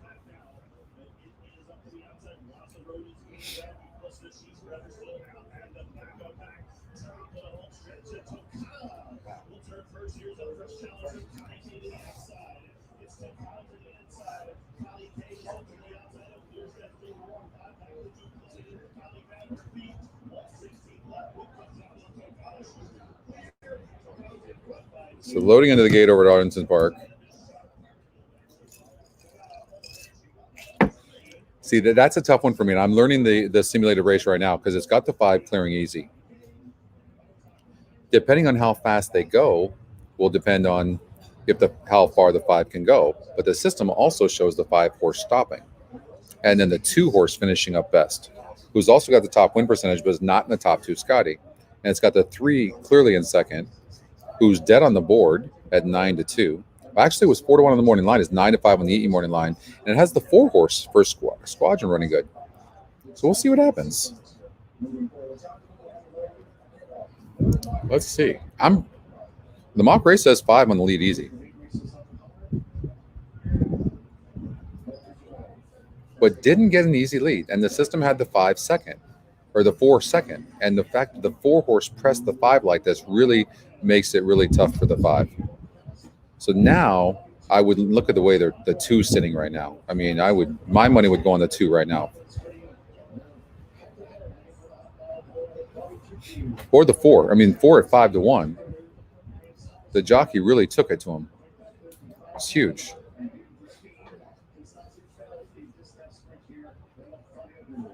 Here comes the 2. Jeez. I'd take the 2-4 right now. Look at the 2. The jockey decided to go on the inside. That's an interesting call. That was an interesting call. The 2 horse just had the 4 horse had an easy lead the entire time. Look at that. Money. It's just money. Scotty Longshot going to get up for 3rd at 20-1. I love the Scotty Longshot. You see the Scotty Longshot in the 1 hole. Usually what happens is the jockey kind of has to sit back there, doesn't get a good trip, and then makes a run. So whenever you see a Scotty Longshot, and it's the number 1 hole in a sprint race, 5.5 especially, very difficult unless you're the lone speed. If you're not the lone speed and your horse that comes from behind, take horses like that to get up for 3rd. But came in 4. Great job by the jockey. Who's the jockey there? Brian Cook is the trainer. Gallardo. But we the system said the 5 was going to stop, and this is exactly what happened. The 2 horse.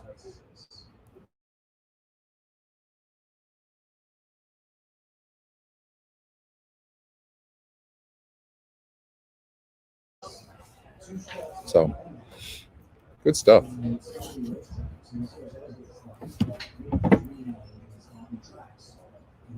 All right. All right, I'm going to have to let you guys go soon. Yes, we'll look here real quick, a recap. But again, you can watch the simulcast that we go on at 3 o'clock to 3:05, somewhere around there, me and John Lees over at Del Mar. You can watch that, and I'll have a recap of, we cover the races at Del Mar today. Okay? Back here at 9:30 tomorrow morning, Peter Fornatail is going to be from In the Money Group, going to be joining me on my show tomorrow. And we're going to cover the pick 6 mandatory payout. Going to be about $8 to $12 million in that pick 6. So it's going to be a big show tomorrow. So you don't want to miss that. Join Peter and I. He's going to go over the pick 6 tomorrow. So it's going to be fun. All right, back to Del Mar. Races 5 through 7. A recap. I thought the race was wide open here. I didn't know. I just don't know how the pace is going to play out. 4 is going to get the lead. I'm pretty sure about that. And if Edwin decides that he wants to get the lead with the 11, he's going to have another thing coming and then give me the horse that's going to come from behind, which could be the one, Play Chicken, who's tactical. Could be Flavian Pratt on Rookie of the Year. I mean, this race,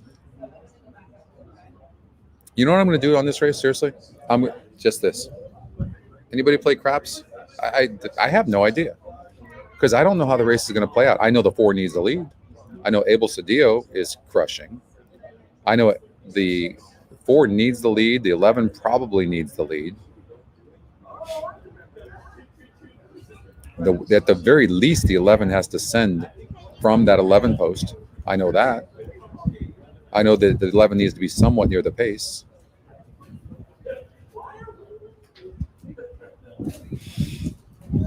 Right?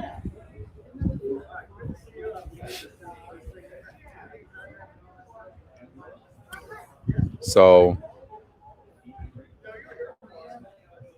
Man Friday, burn money and also moving up in class here. The simulated race likes the 6, so Umberto Rispoli jumps aboard. First time for Mike Maker off the claim. $40,000 claim. Vantage Point. I mean, this one's going to close. Cantasormo is aboard. Tim McCann claimed this horse last time out for $40,000 as well. I know the 9 horse has a poor GSR in the Sadler barn now, off a $40,000 claim. I know Wong claimed the 10 horse for $25,000 out of that last race. That was a non-winners of 2 lifetime race, so that was much weaker than what this race is, and didn't run very good. Now jumps on the turf, and this horse has done better on the dirt. I don't know. Anybody know? I don't know. 7 horse beat a 20,000 claiming field by 9 1/4 lengths last time out, and wasn't bet against a non-winners of 2 lifetime group 2 races back, but has Peter Miller and Flavian Pratt. I don't know.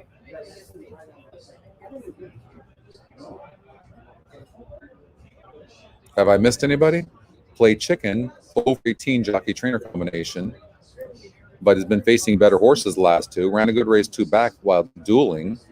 I don't think this horse needs the lead. Saves ground from the inside, probably sitting in 3rd place behind the 4 and the 11. And maybe finishes under Tyler Bass, who's coming along right now.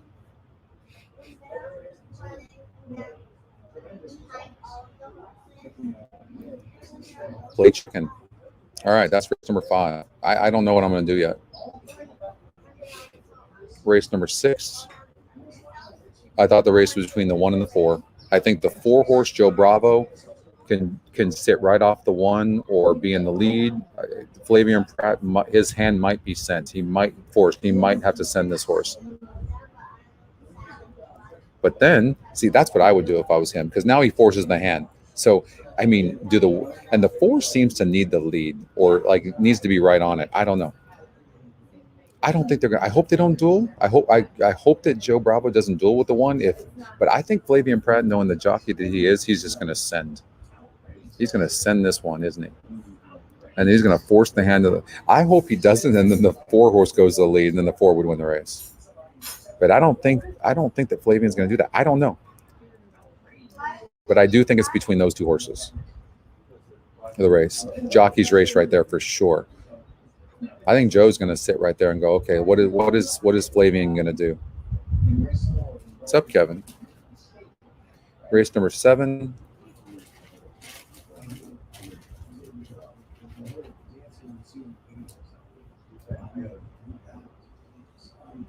We talked about this race. I have no idea. The 5 horse Torosay, Top Scotty Pig, is a player. 5 furlongs. We talked about the 1 and the 2 hole winning 50% of the time right now from this 5 hole. Can the 1 do it?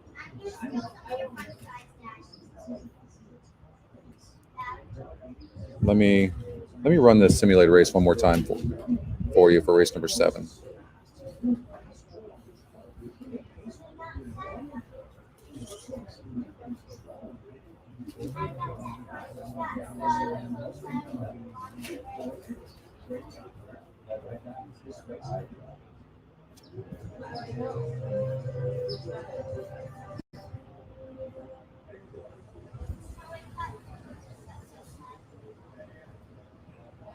Race number 7, simulation. All right.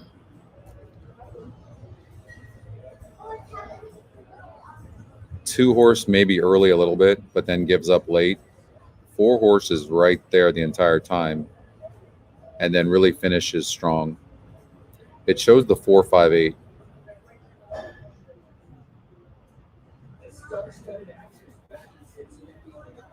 But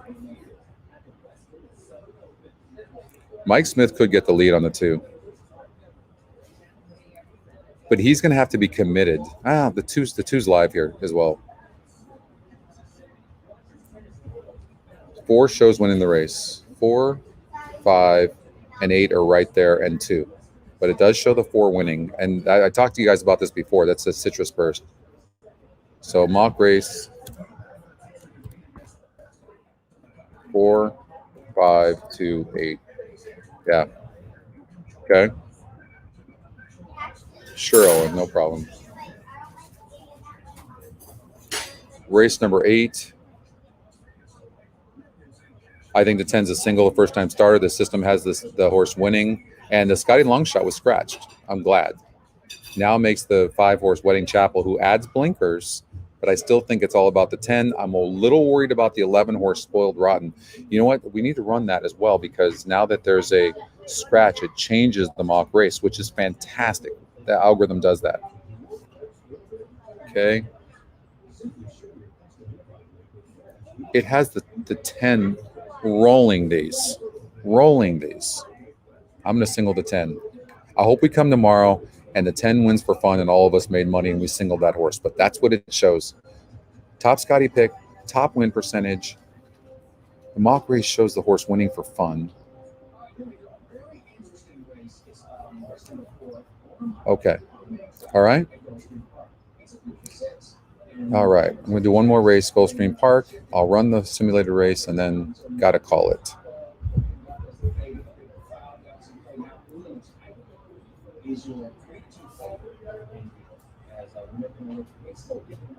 So there's a wall of them on the lead.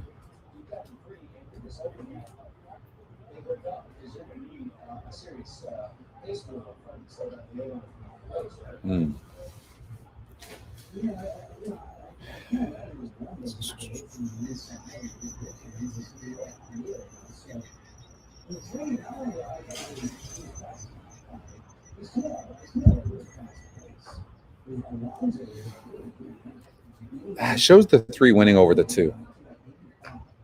Oh, and those are the top 2, Scotty. I have a note on this horse. Oh, those are old notes, so they don't matter. I always get rid of these old notes.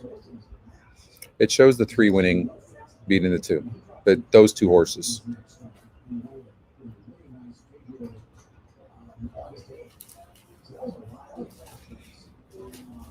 And they're the top win percentages as well. The 4's the favorite. Interesting.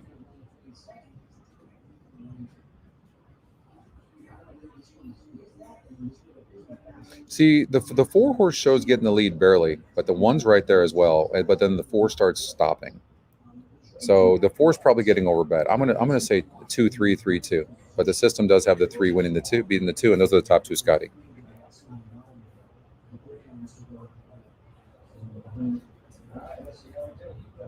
You know, that's the cool part about EquinEdge is look how fast we can handicap. Like, where can you do that?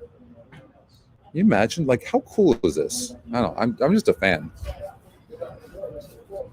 I hope you get it as well, Alex. I'm always rooting for you. All right, let's see what happens here at Gulfstream. They're in the gate, and it looks like the 4 and 1 might be dueling on the lead, but the 2 and 3 aren't far back. And the 2 broke bad.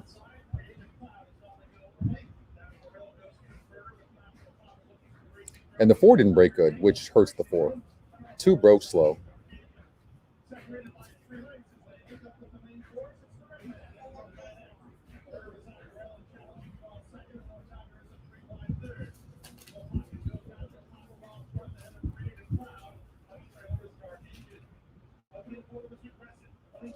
Very fast up front. So I would think that would set it up for both the 2 and the 3 because they're good. They're closers and they're not that far back. But the 2's all out.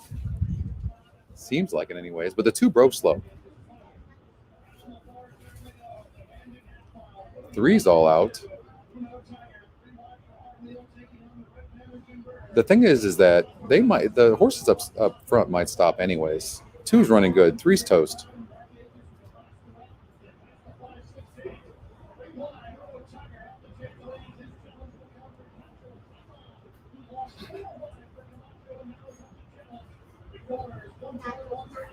I mean, 2's going to win the race because they're just stopping up front.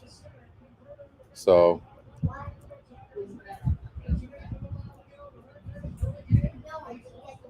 and 3 just made a move late.